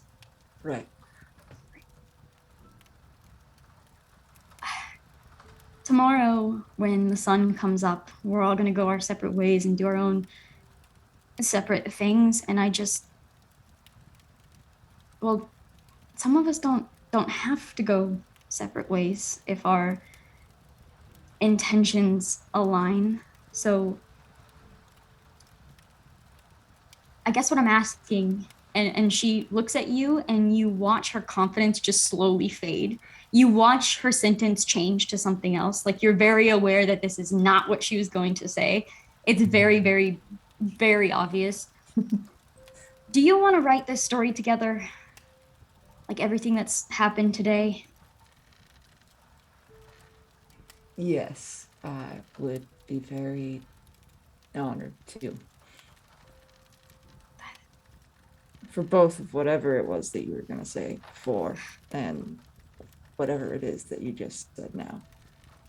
There's this just knowing smile, and there's just this mutual knowledge between the two of you, this mutual understanding, and she just nods and she's like, okay. And she takes a sip like it's tea and then just like, oh. I think you're supposed to knock it down, like, all at once. Oh, okay. Let's see you do it then. I will. Okay, you do it. And she's like, oh, all right. So tell me, how does this evening end for Finley? Just quietly, and just in good company. Okay. Do you try to really sleep at all, or are you kind of just sitting and resting? Nope, just sitting. Yeah, I think that would be Victoria as well. So it's probably like this, like sitting on the floor, just kind of going, like making different notes, telling different stories, just talking, and sometimes just sitting in silence. Maybe doze off here and there, but not a full sleep. Jonah and Willie, you currently just are still downstairs. You lean against the bar in silence for a little while until you both hear the barkeep sliding both of you over a poor excuse for a glass. Could you bring us 2 more? We're expecting fellow heroes at the table. Nods and pushes you a couple more, pushes you the whole bottle too, and says, you look like you two have had a longer day than most of us. I think that is saying something, ain't it? Yeah, but in good company. I have the best partner in the world. Oh, shucks. You glance over, your eyes meet for a moment, and for the very first time since the two of you met each other, things are the calmest they've been. Willie, you are in St. Louis. Like, you never even left your hometown before this. And now you're here? And Jonah, you have gotten used to having someone with you, someone by your side after something crazy like this, but it's always been Luther. And so you're looking over at Willie, and I mean, you're so glad that Luther is okay and that he's safe. But you know things are going to be different from here on out. You're not sure where things are going from here exactly, but both of your eyes meet as you're having these thoughts, and there is this moment of just comfortable silence. So I got you something. I hope you don't mind. I mean, we've been traveling for a while together, and I've come to understand exactly what you like as a person. And well, I don't know what tomorrow is going to be like, but I know what the last few days were like. He reaches into his pocket and he shows the ghost rock necklace that he stole off of our rail baron's corpse on the way out of the bunker, and slides it across the table. You always loved this stuff so much. I thought it ought to be in good hands. So Wheelie kind of picks it up and she looks at it for a long time before she says anything. And then she looks up at Jonah and she says, you know, I'm not romantic. I've never thought about getting married or having a family ever in my life. But when we got on that train back in Little Rock, I felt this intense feeling I'd never had before of what I must imagine love feels like, but instead of for a person, it was for adventure. And there were times when I was scared and I didn't know if we were going to live or die. And some of us did die.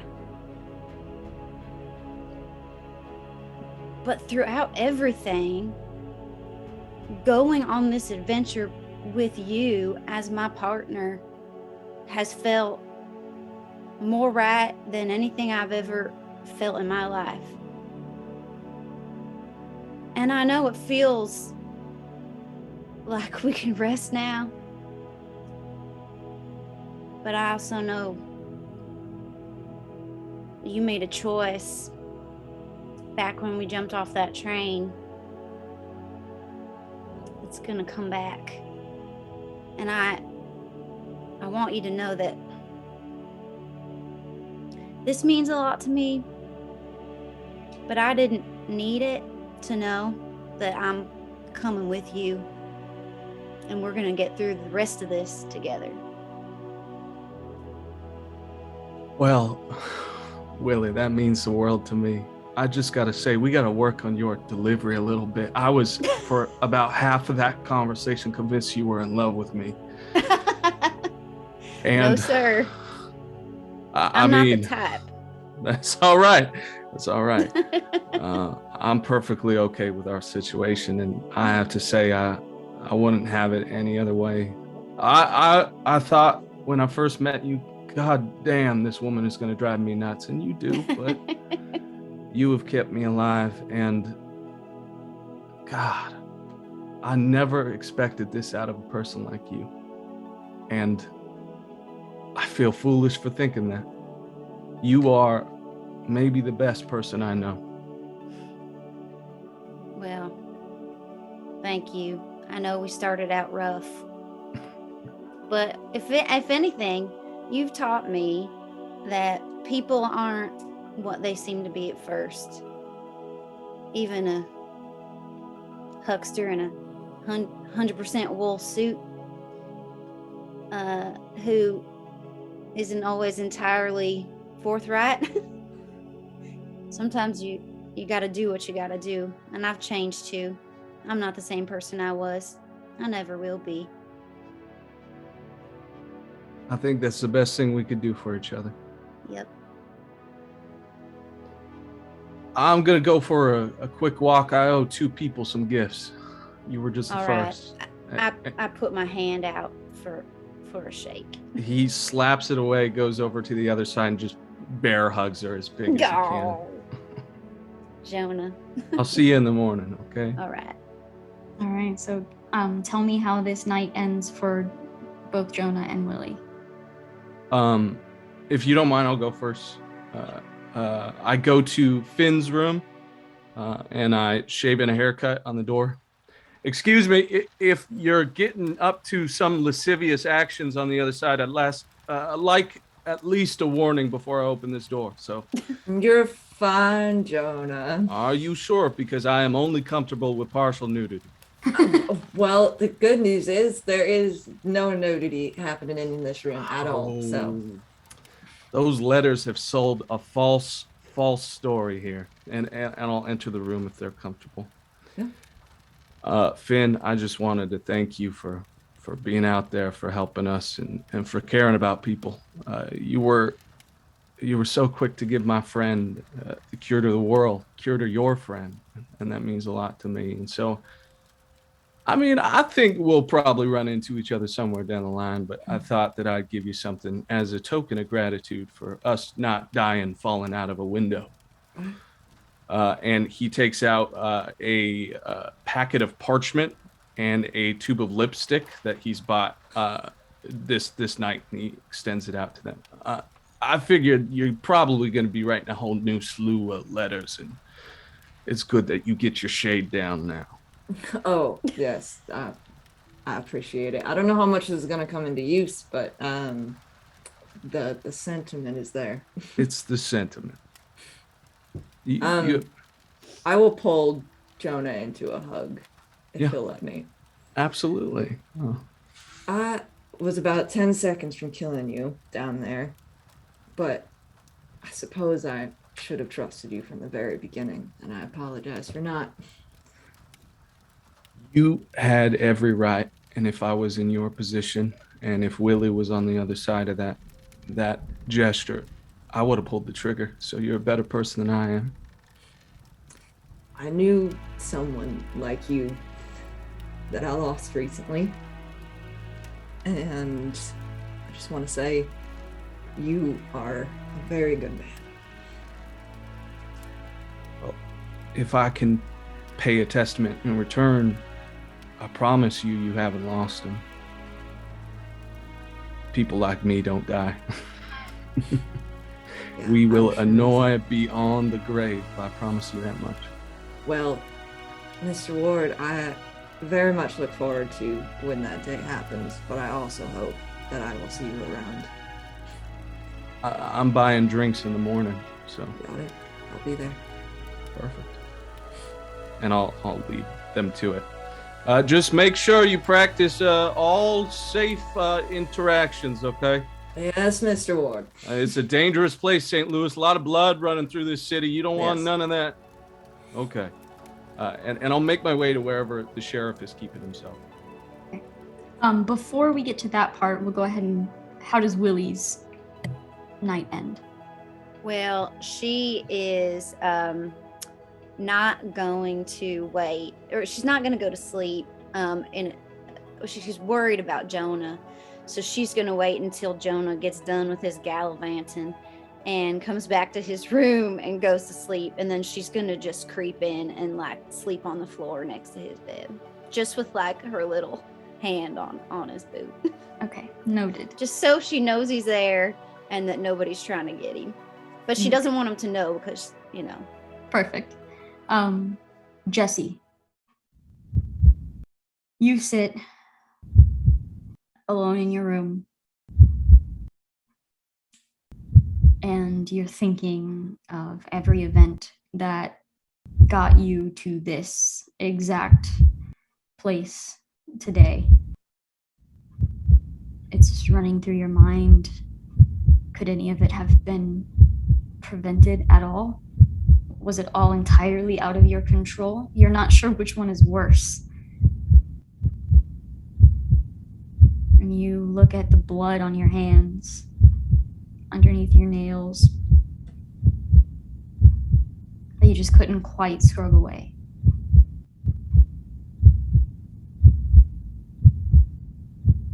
It's quiet.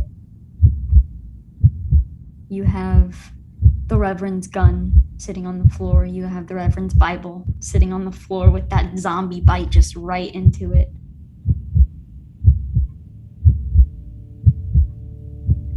Is there anything in particular you're doing?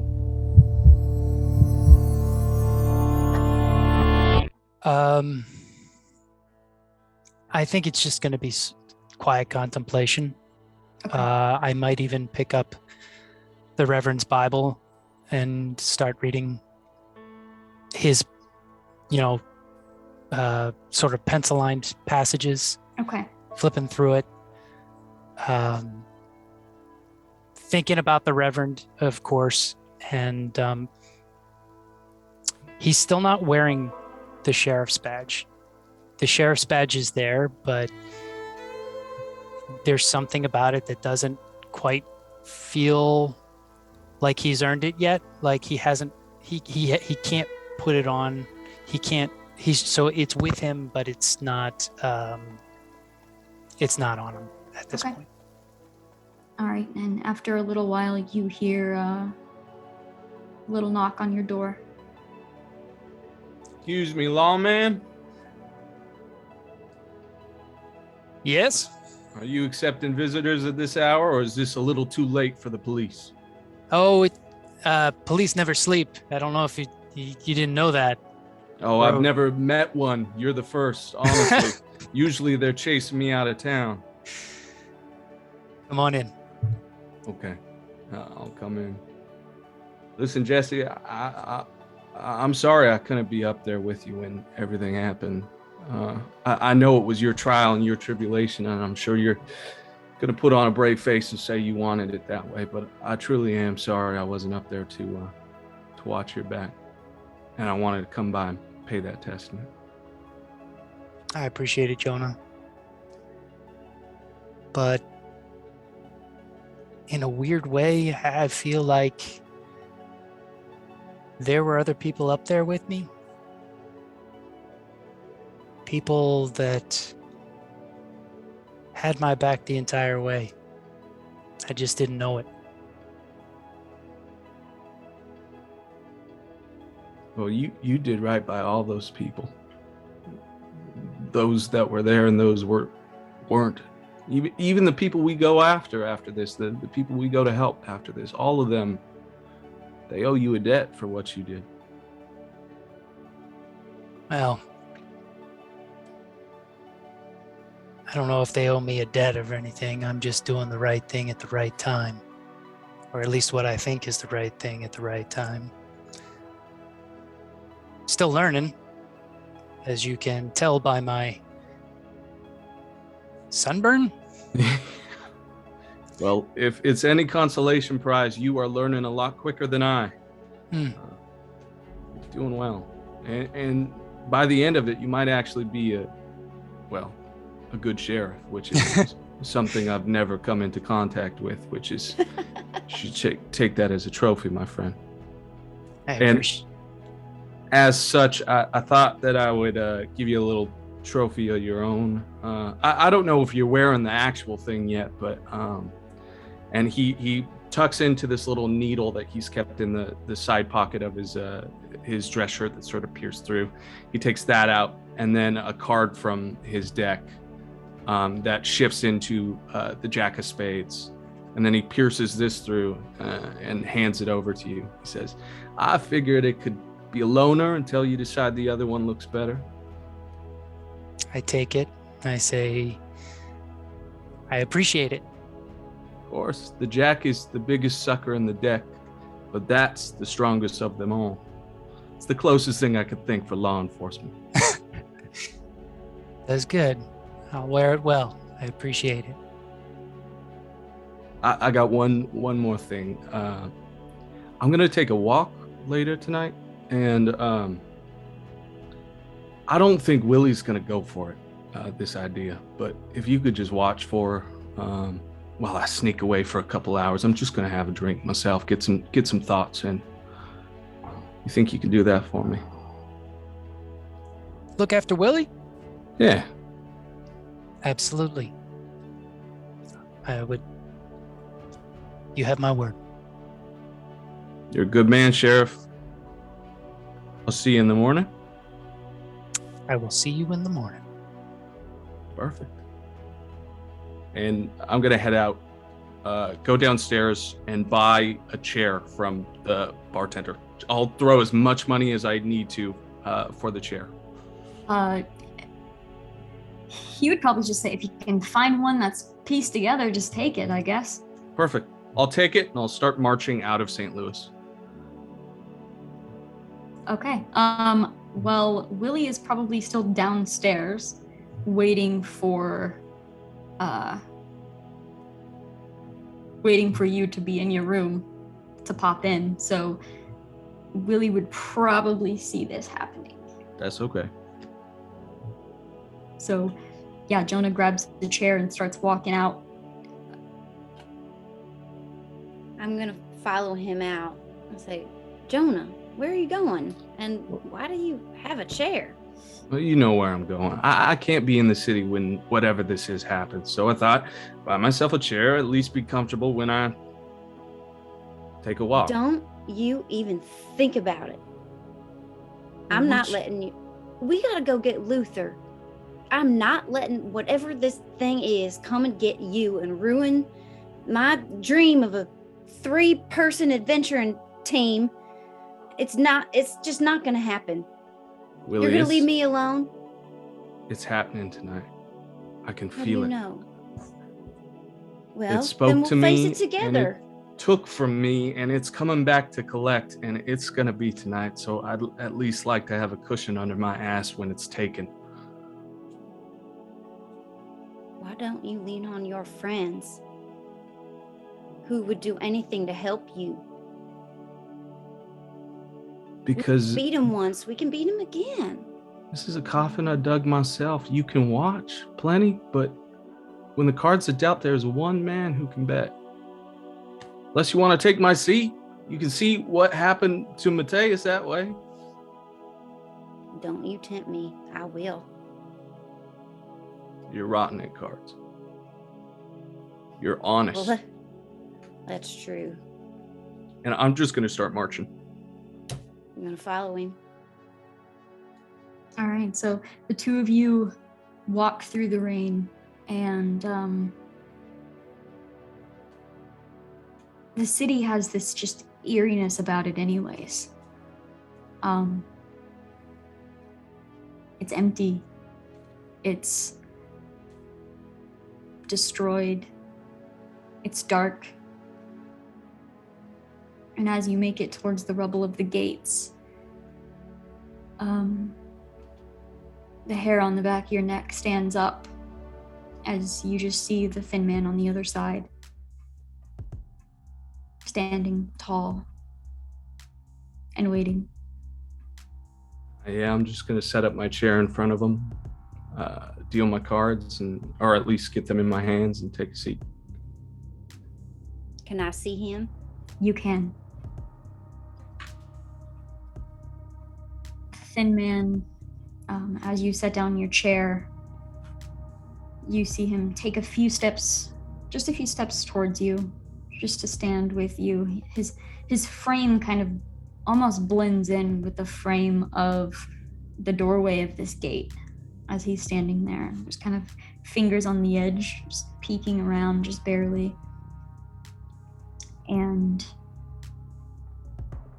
he holds out his long, just bony fingers, and you see puppet threads just attached to them all. All of them are cut, but you see one of them seems brand new. And as he is moving his fingers, looking at the cut threads, he says, I need to start collecting. And he kind of cocks his head, looks towards you, and he looks longingly at the empty puppet strings. And then he looks back at you. I do believe we have a game to play. One hand. Just one. One hand, high stakes. When I win, you do some collecting for me. And a large smile comes across his face as you see him shuffling his cards. And if you win, which you won't, but if you win, you keep your freedom until you feel the need to gamble again. And don't kid yourself. You will. It's only a matter of time before you gamble with those cards just one more time. And I'll be waiting. So, Jonah Ward, make your gambling roll.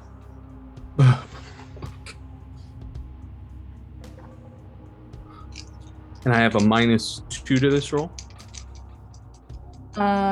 Yes. Yeah, just the 2. 9. And you have Card Shark, right? Or whatever. Yes. That gives me the extra card. Yeah. Yes. All right. I'm going to. So don't show my cards right now, because I was going to do the individual and then show you my hand. If you want to. I'm just going to make my hand. Okay.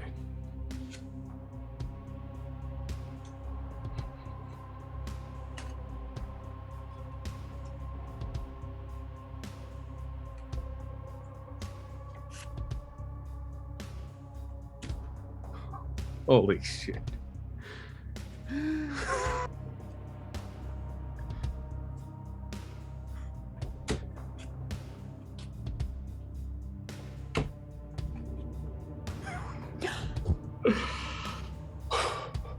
So, I have 2 pair and a joker. What happens is you see the thin man's hand dealt to him. He looks at it and he smiles, just this evil, knowing smile, just knowing he has already won. And you see this grin as he looks, his eyes just flick over the cards at you. And as he turns his hand around,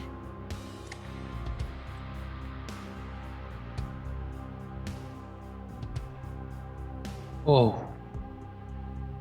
as he turns it towards you, however, you notice something odd. You notice that the Ace of Spades flickers slightly, something weird. And you watch it almost like, not lightning, you're not quite sure, some sort of just energy begins flicking through the Ace of Spades card. And you watch as it disappears from the thin man's hand. The thin man looks a little bit confused at this. And then you see the Queen of Spades in his hand also starts to shimmer and glow. And as this card disappears from his hand, it appears in Willie's. You're holding on to this Queen of Spades, Willie, and as you are, the face of it begins to change. It begins to change into the mirrored surface of all of Jonah's cards. And with that, the thin man only has one pair. And you watch him look down at his cards, look up at you and Willie, and you hear a noise come from him that does not sound like a voice, but you hear him just shout and whisper, "Cheat!" And he looks up at both of you, and you see him pull from almost his own flesh to almost like rope-like shadows, and he flings them both at you. You have this memory of the thread in your chest. You do not want this to touch you. He flings one at Jonah, and he flings one at Willie, who is holding on to this card. We are going to deal some action cards.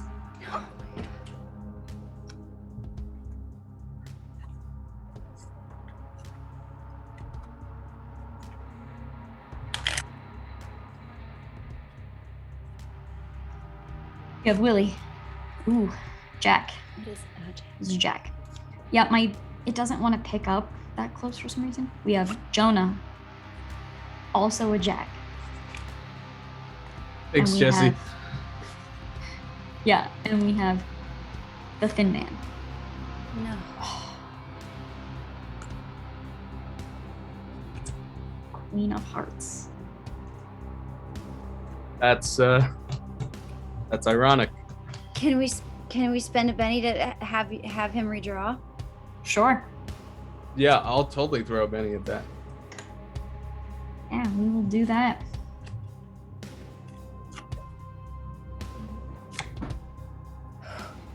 That's much better. Thank you.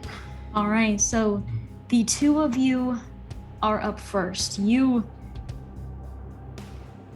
don't feel better, Jonah. You feel the same, which is good considering how you could feel if you lost that hand. You know you've won, but you just hear the thin man, accuse you of cheating. Look at Willie, look at you. And he just begins flinging these puppet-like threads in your direction to latch onto you. What would the two of you like to do? I'm gonna shuffle all those cards back into my hand until I have a full 52 again. I'm gonna run over to Willie fast as I can, throw them at her feet, and go, Willie, there's one way. You gotta burn the cards. You gotta take them out immediately. All right. So I am gonna. The cards are at my feet. Mm-hmm. So I'm just gonna fire my bolt right at I'm gonna try to get out of the way of the string, and I'm just gonna fire my bolt right at the pile of cards to light them up. Okay.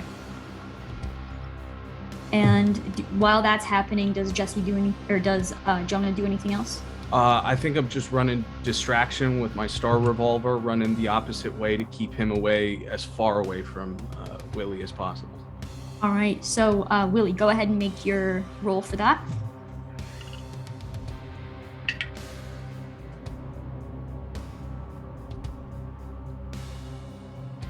Oh, that one exploded. So I got an 8 on my D10, but my 6 exploded. So I'm just gonna roll that again. Perfect. All right, so here's how this happens. Yes. Okay. As Jonah runs in front of Willie, throws the cards down, tells you have to destroy them, and then as Jonah is turning to start to run and act as distraction, both threads slam into his back. You watch the threads kind of come out the other side, knot themselves, and then slam back into his chest as the thin man tries to start pulling him backwards. Jonah is pulled off of his feet, slams down onto his back, and the thin man is just beginning to just reel Jonah in, and you just see he's almost like grown in size at this point, and there's just this angry determination on the thin man's face as he's just pulling. You swear you hear him saying mine, mine, just over and over as he's pulling you closer. And there's a moment, Willie, where your body, like, you want to lunge forward and help Jonah, but you trust him completely. And you look down and you just tell me how this bolt looks on these cards. It's just gonna kind of like fly right in the middle of the pile and just light them all. It'll just spread. It's gonna like spread like out, like when you watch dominoes go down, you know, that kind of thing. And there's a whole group of them. It's like that. Yes, it's just this swirl of flame as this bolt ignites all of these cards. It takes a moment. Jonah, you are laying on your back. You see the sky above you. A couple rain droplets are still hitting your face at this point as you're being dragged. Is there anything you'd like to do in this moment? I think that Jonah is holding himself entirely limp because he realizes that this is really the biggest gamble, even more so than the card trick of either this works or there's no stopping him. And so he's staring up at the rain and he's just trying to enjoy every drop of it. And he's just trying to stay completely still, completely relaxed, and not see him, just see the stars, the rain, everything that's out. And he's just going to call back at him. You know what? I always hated a sore loser. And as you call that, he's taking 2 more pulls. And there's this moment where, Willie, you watch the cards, they're curling from the flames. They're bending. It's almost like they're trying to escape the flames. You see them curling and like moving and almost like crawling in a sense as the flames are burning them up. You hear some of them have that just like almost high-pitched whistle in places as they're popping and burning. And as you're watching them intently, making sure none of them get away, and as the last card burns into just its blackened ash, you look up and the Thin Man is gone. I run over to Jonah and help him up. Oh, shit. Oh, shit. Man, that's twice we beat the devil, huh? Do you see what I'm saying about friends? Yeah, you're not half bad, Willie Colstock. You're not half bad. Oh, and I just give her a big hug. All right. And with that, cinematically, we're kind of pulling away from St. Louis, looking down at this hug, and St. Louis is destroyed, but not entirely, thanks to the actions of strangers. Most of them strangers to each other not too long ago. This night in St. Louis comes to a close.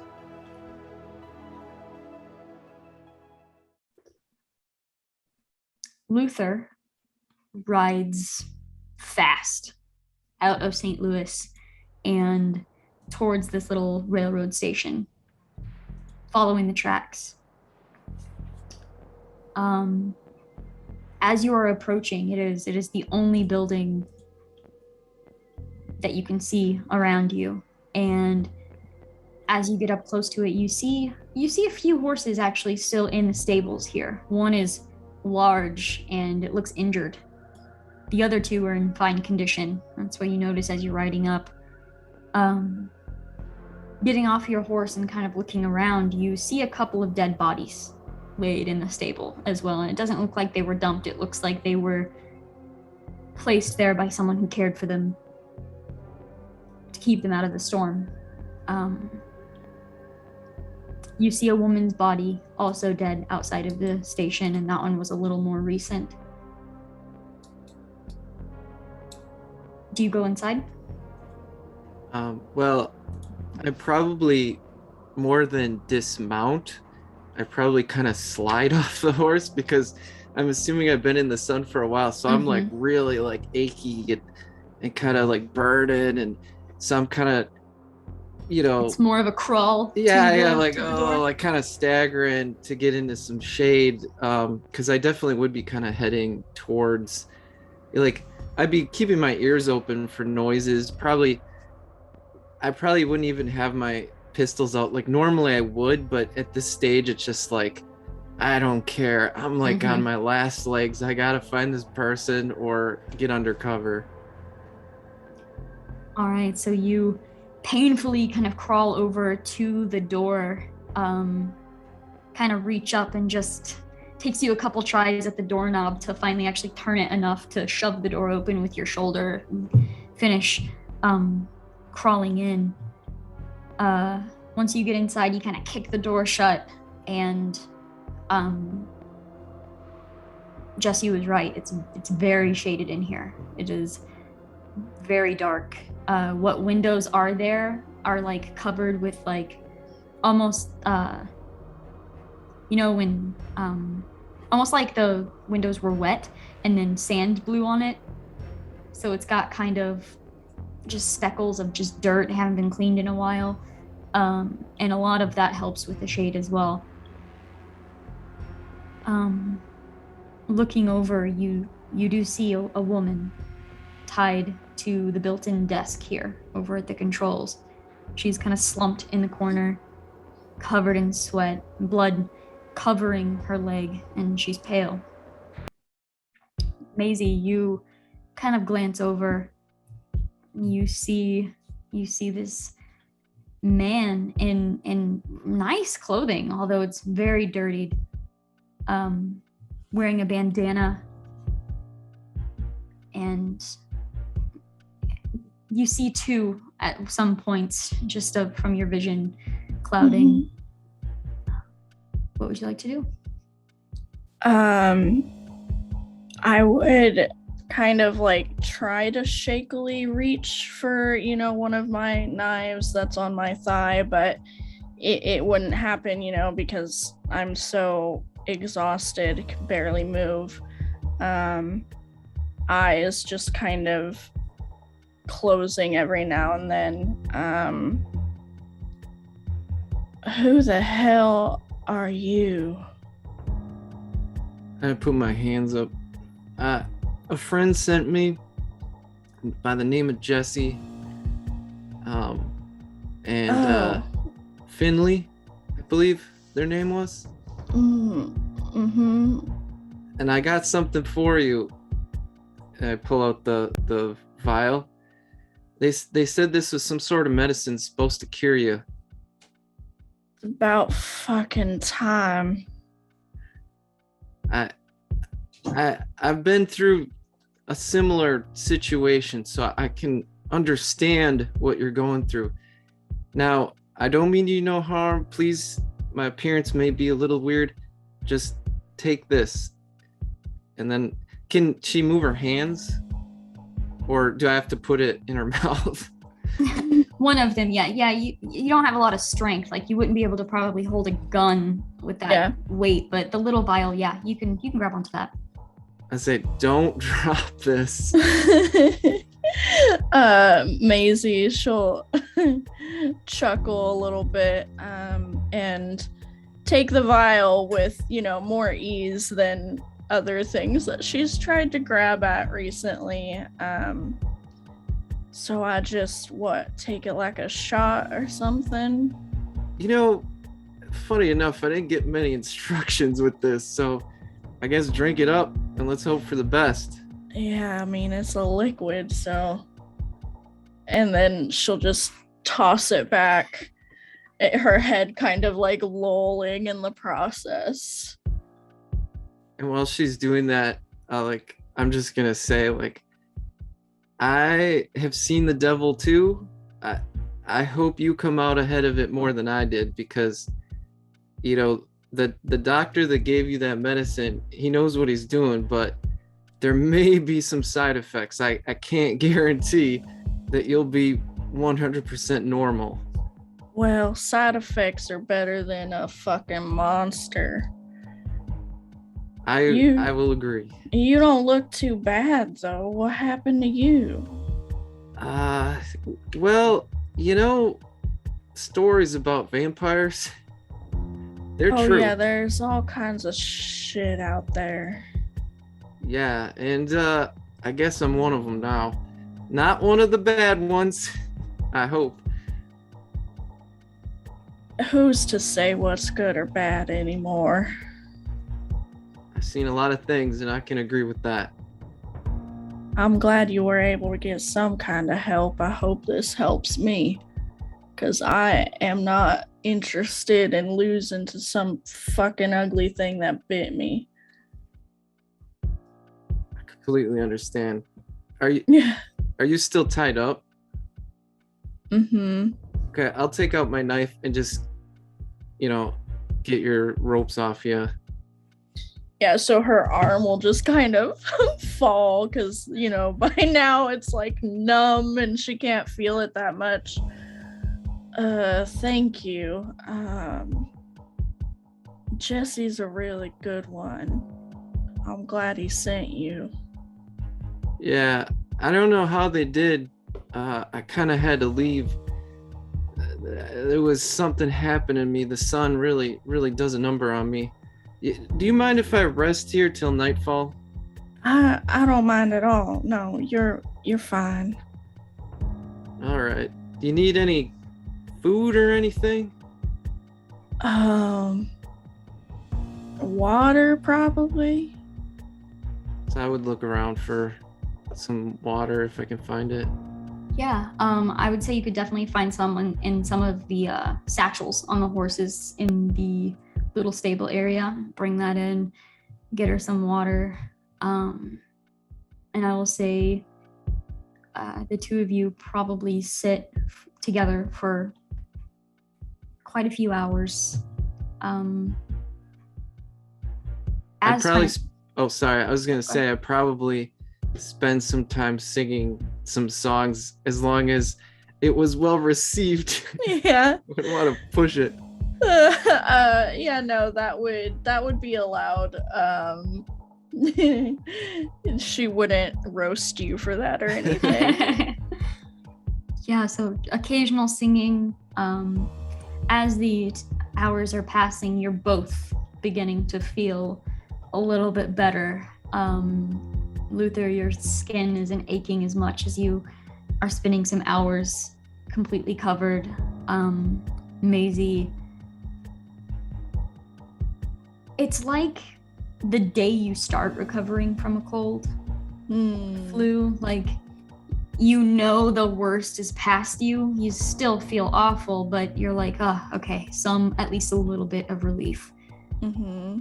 And as the hours continue to pass by, some light rainfall outside, pattering on the roof,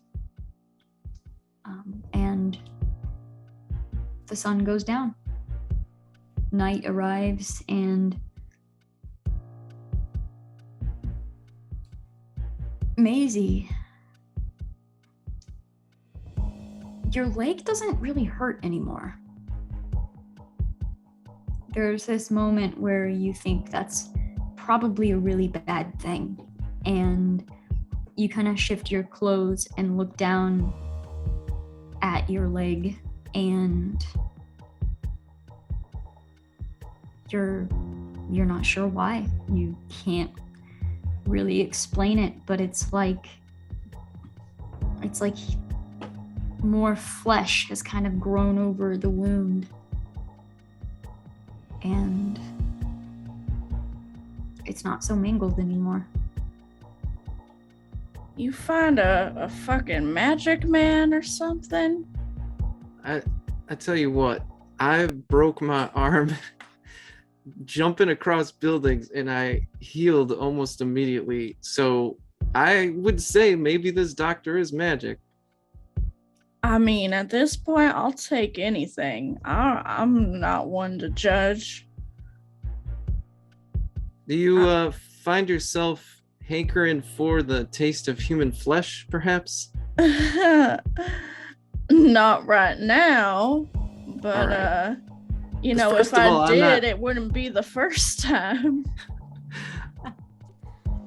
I'm not good eating, first of all. Let's just put that out there. Don't worry. I don't think I have it in me to stab anybody right now. Do you think you're gonna be okay? I think so.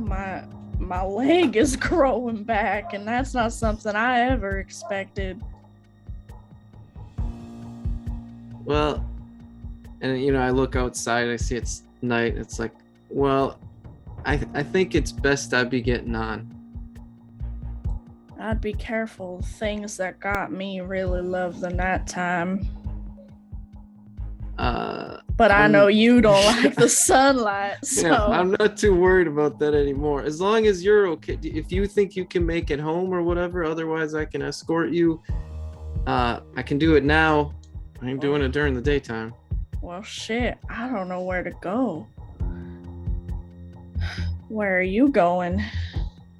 Wherever the winds may blow me. I can just escort you to the nearest town if you'd like. That would be a good start. My family.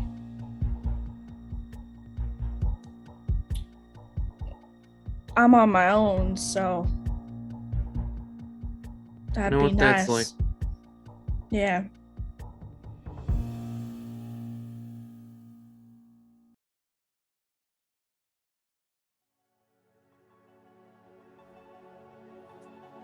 The two of you, you wake up in the morning, you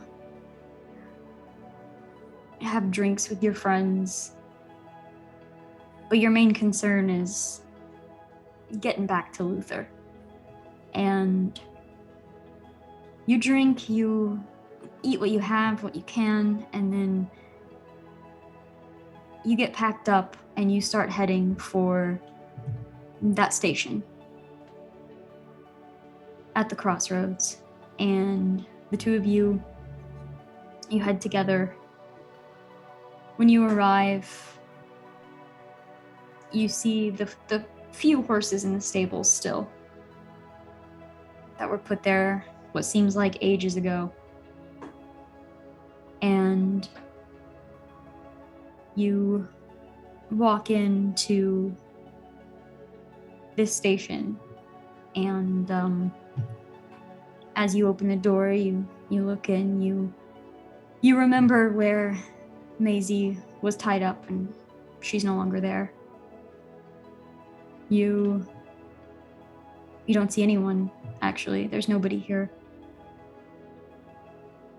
And that's when you notice just the little folded up note stuck to the door. Dear Willie and Jonah, this is the hardest letter I've ever had to write, and I'm sure it won't be a fountain of joy for you to read. And sorry for the brevity of this missive. I was never a man of many words. That's true. It's time for me to say goodbye. Willie, I've only known you for a short time, and yet, with all that we went through, it feels like we're family. And Jonah, constantly saving your skin, cleaning up your messes. I didn't know it at the time, but those were the best years of my life. With the changes that have come over me, it wouldn't be right for me to bring either of you along on this path that I must travel. In order to forge it, you two are both such stubborn son of a bitches. That's why we got Golly. along. I can't keep both of you in the same place. Yeah. Sorry. In order to forge ahead, we must be honest with ourselves and our purpose. My destiny is a lonely one. I'm a creature of the night. The only joys I have left are memories of our time together and the knowledge that you live on. Cherish the feeling of warmth, the warmth of a new sunrise upon your face. Embrace those close to you and be comforted by them. Don't ever take for granted the gift that you've been given. While we must part ways, I promise you this: if your need is ever so great and your despair so deep that all seems hopeless, I won't be far away. I won't be so far away that I cannot hear your call. Your truest friend in life and death, Luther Richter.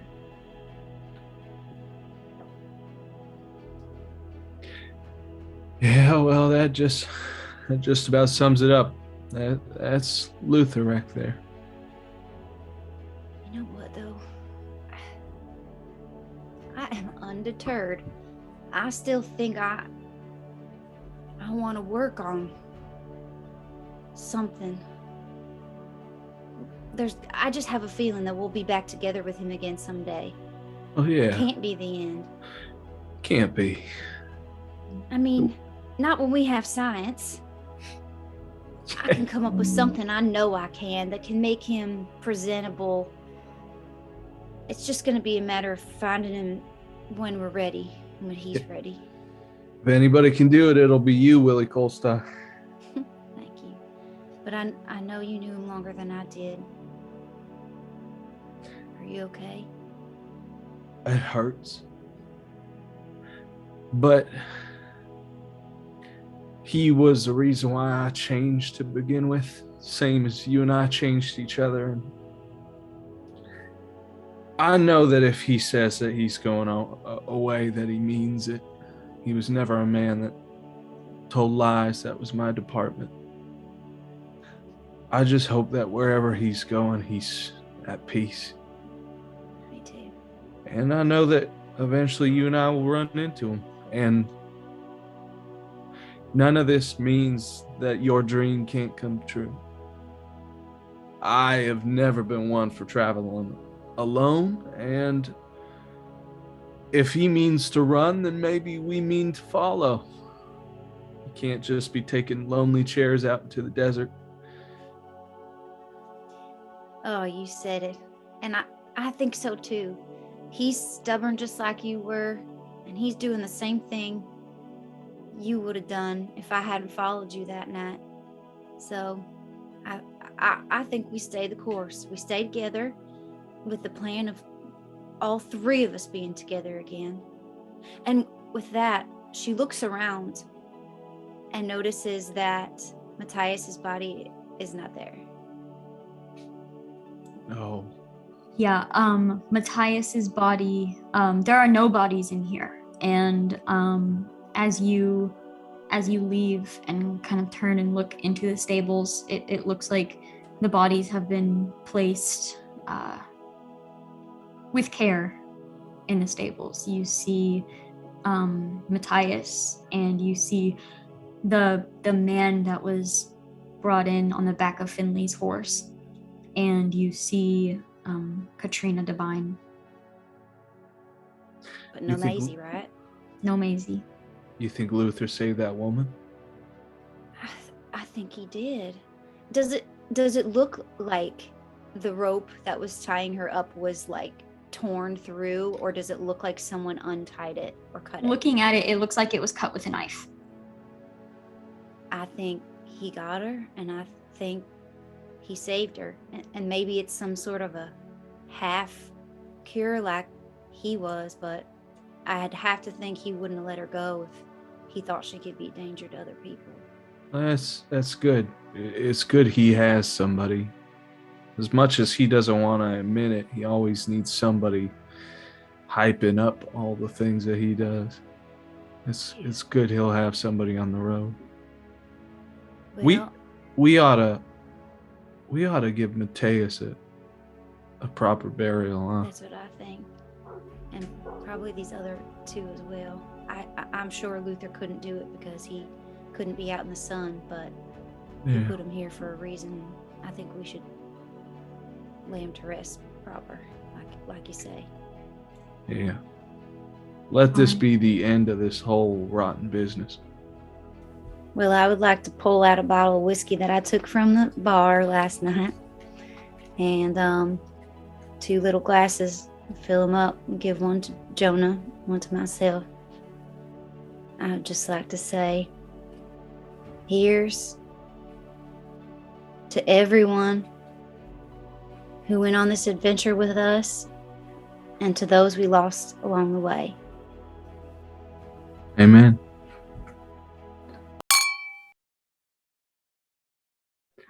Hey, I was thinking, not to ruin a good moment, but I've been thinking, and you know how I am about my plans.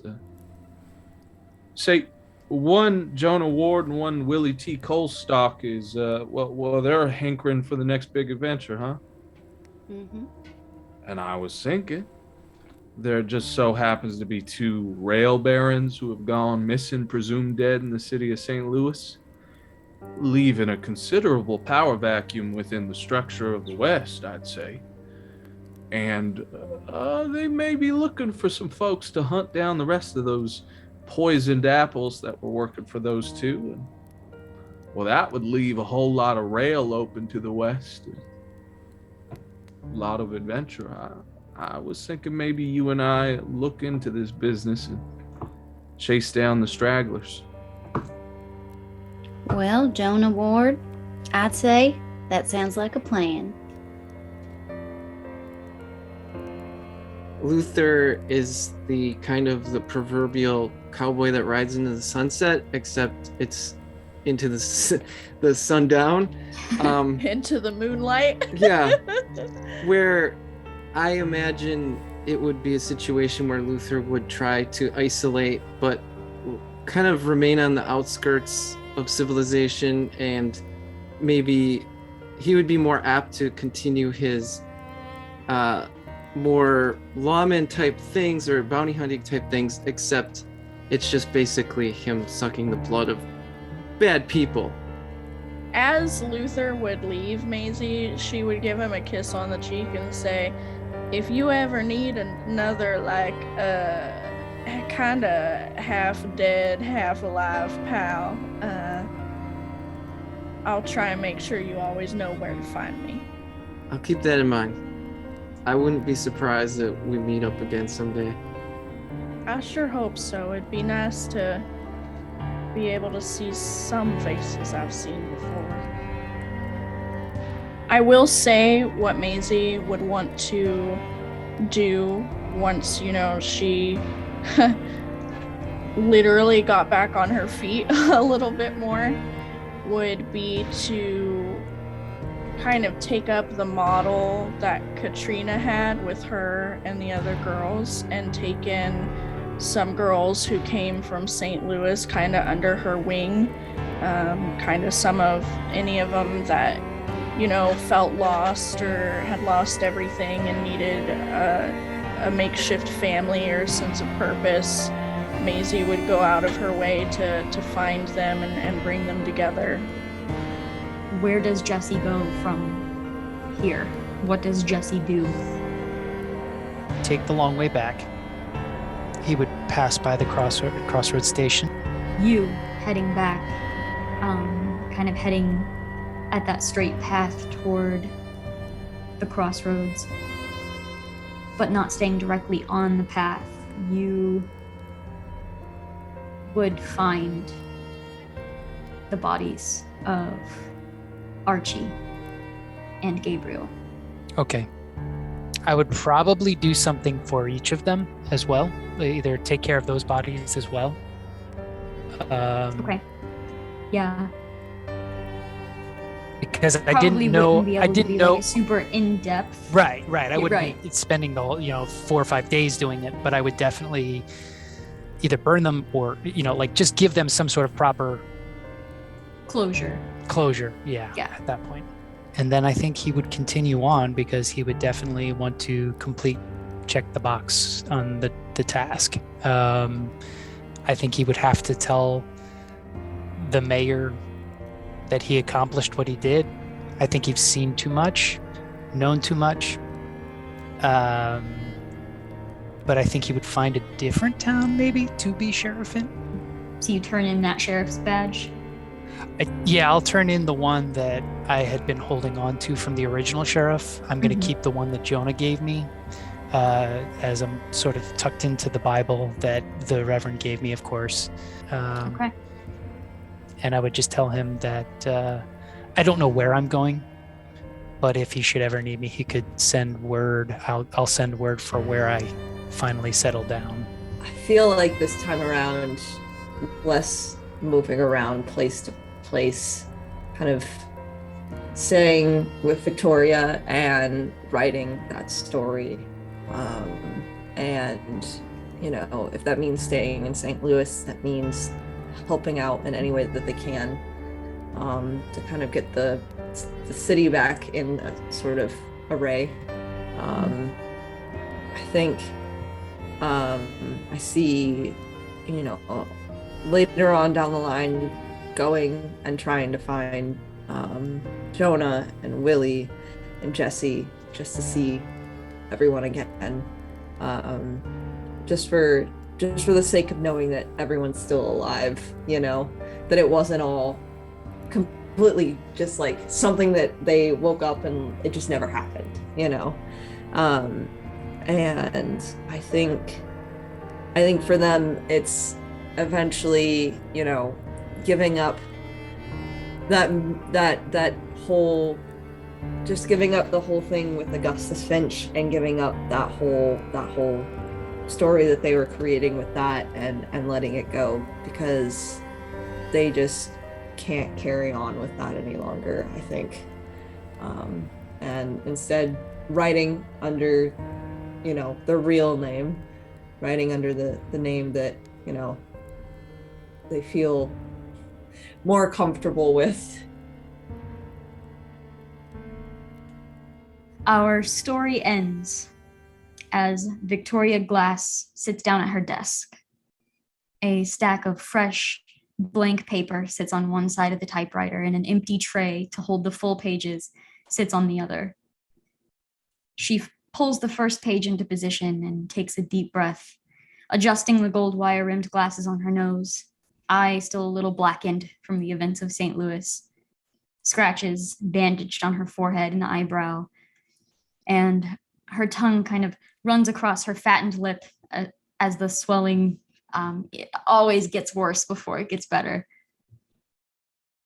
As soon as her finger hits that first key, the clack of the keyboard continues and picks up pace as her confidence grows.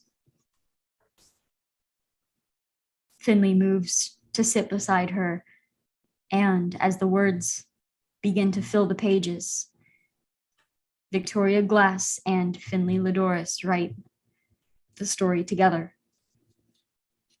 The story of the strangers that changed so many lives, like a ripple effect. Even unknown to them, the story of strangers that, due to sick twists of fate, met at the crossroads. Thank you all so much for telling this story with me.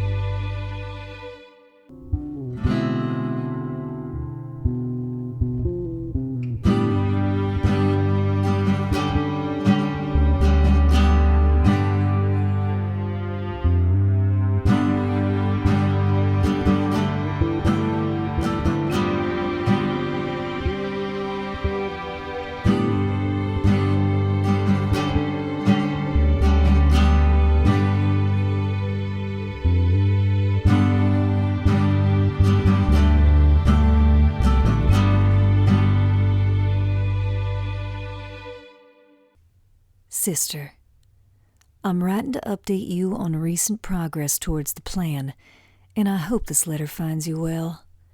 The St. Louis goal is coming along nicely, and at present the timeline should remain right on schedule. The Empire rail workers under my control have loaded the Ghost Rock onto the train, and unless there's some unforeseen circumstance, it should be arriving right as anticipated.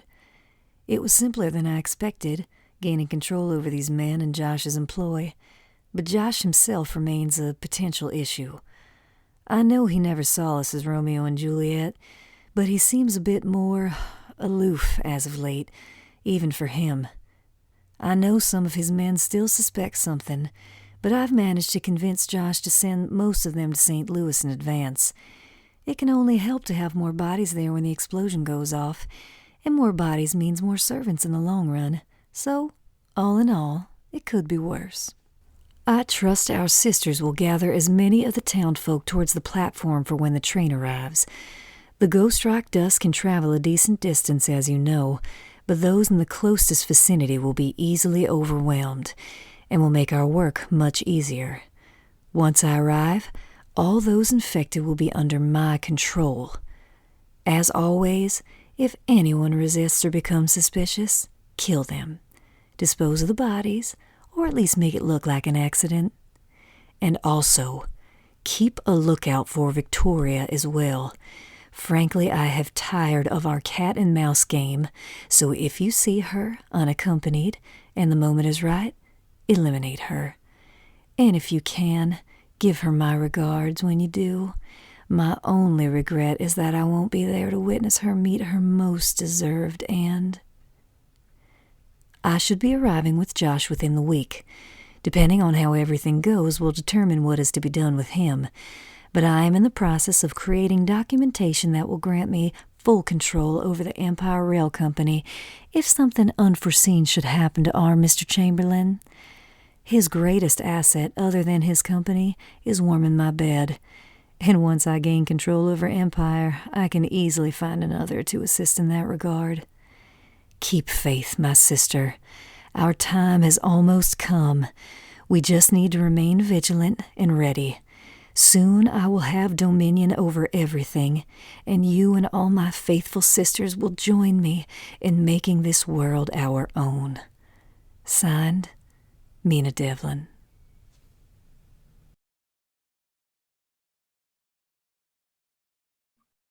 You walk down a dimly lit street, getting some air before you dive back into your work. You're alone on the street, at least at first. But as you're approaching the end, you see a figure leaning up against the post, hat pulled down over their eyes. But there's something familiar about them. You can't quite put your finger on it. And then you see the figure glance over in your direction and kind of beckon for you to come closer. Do you go closer? Hesitantly, yes. All right. Cautiously move forward, and the figure kind of, removes the hat from covering their eyes, and you can see them clearer now in the lantern light that is showering down from the street post. Well, that's quite a sight for sore eyes. I didn't know that you were still alive. To be fair, I didn't know that I was still alive. What happened afterwards? I don't know anything. I don't know what happened after I made the deal. He just said that you're coming with me. And then when I woke up, I was out in the middle of nowhere.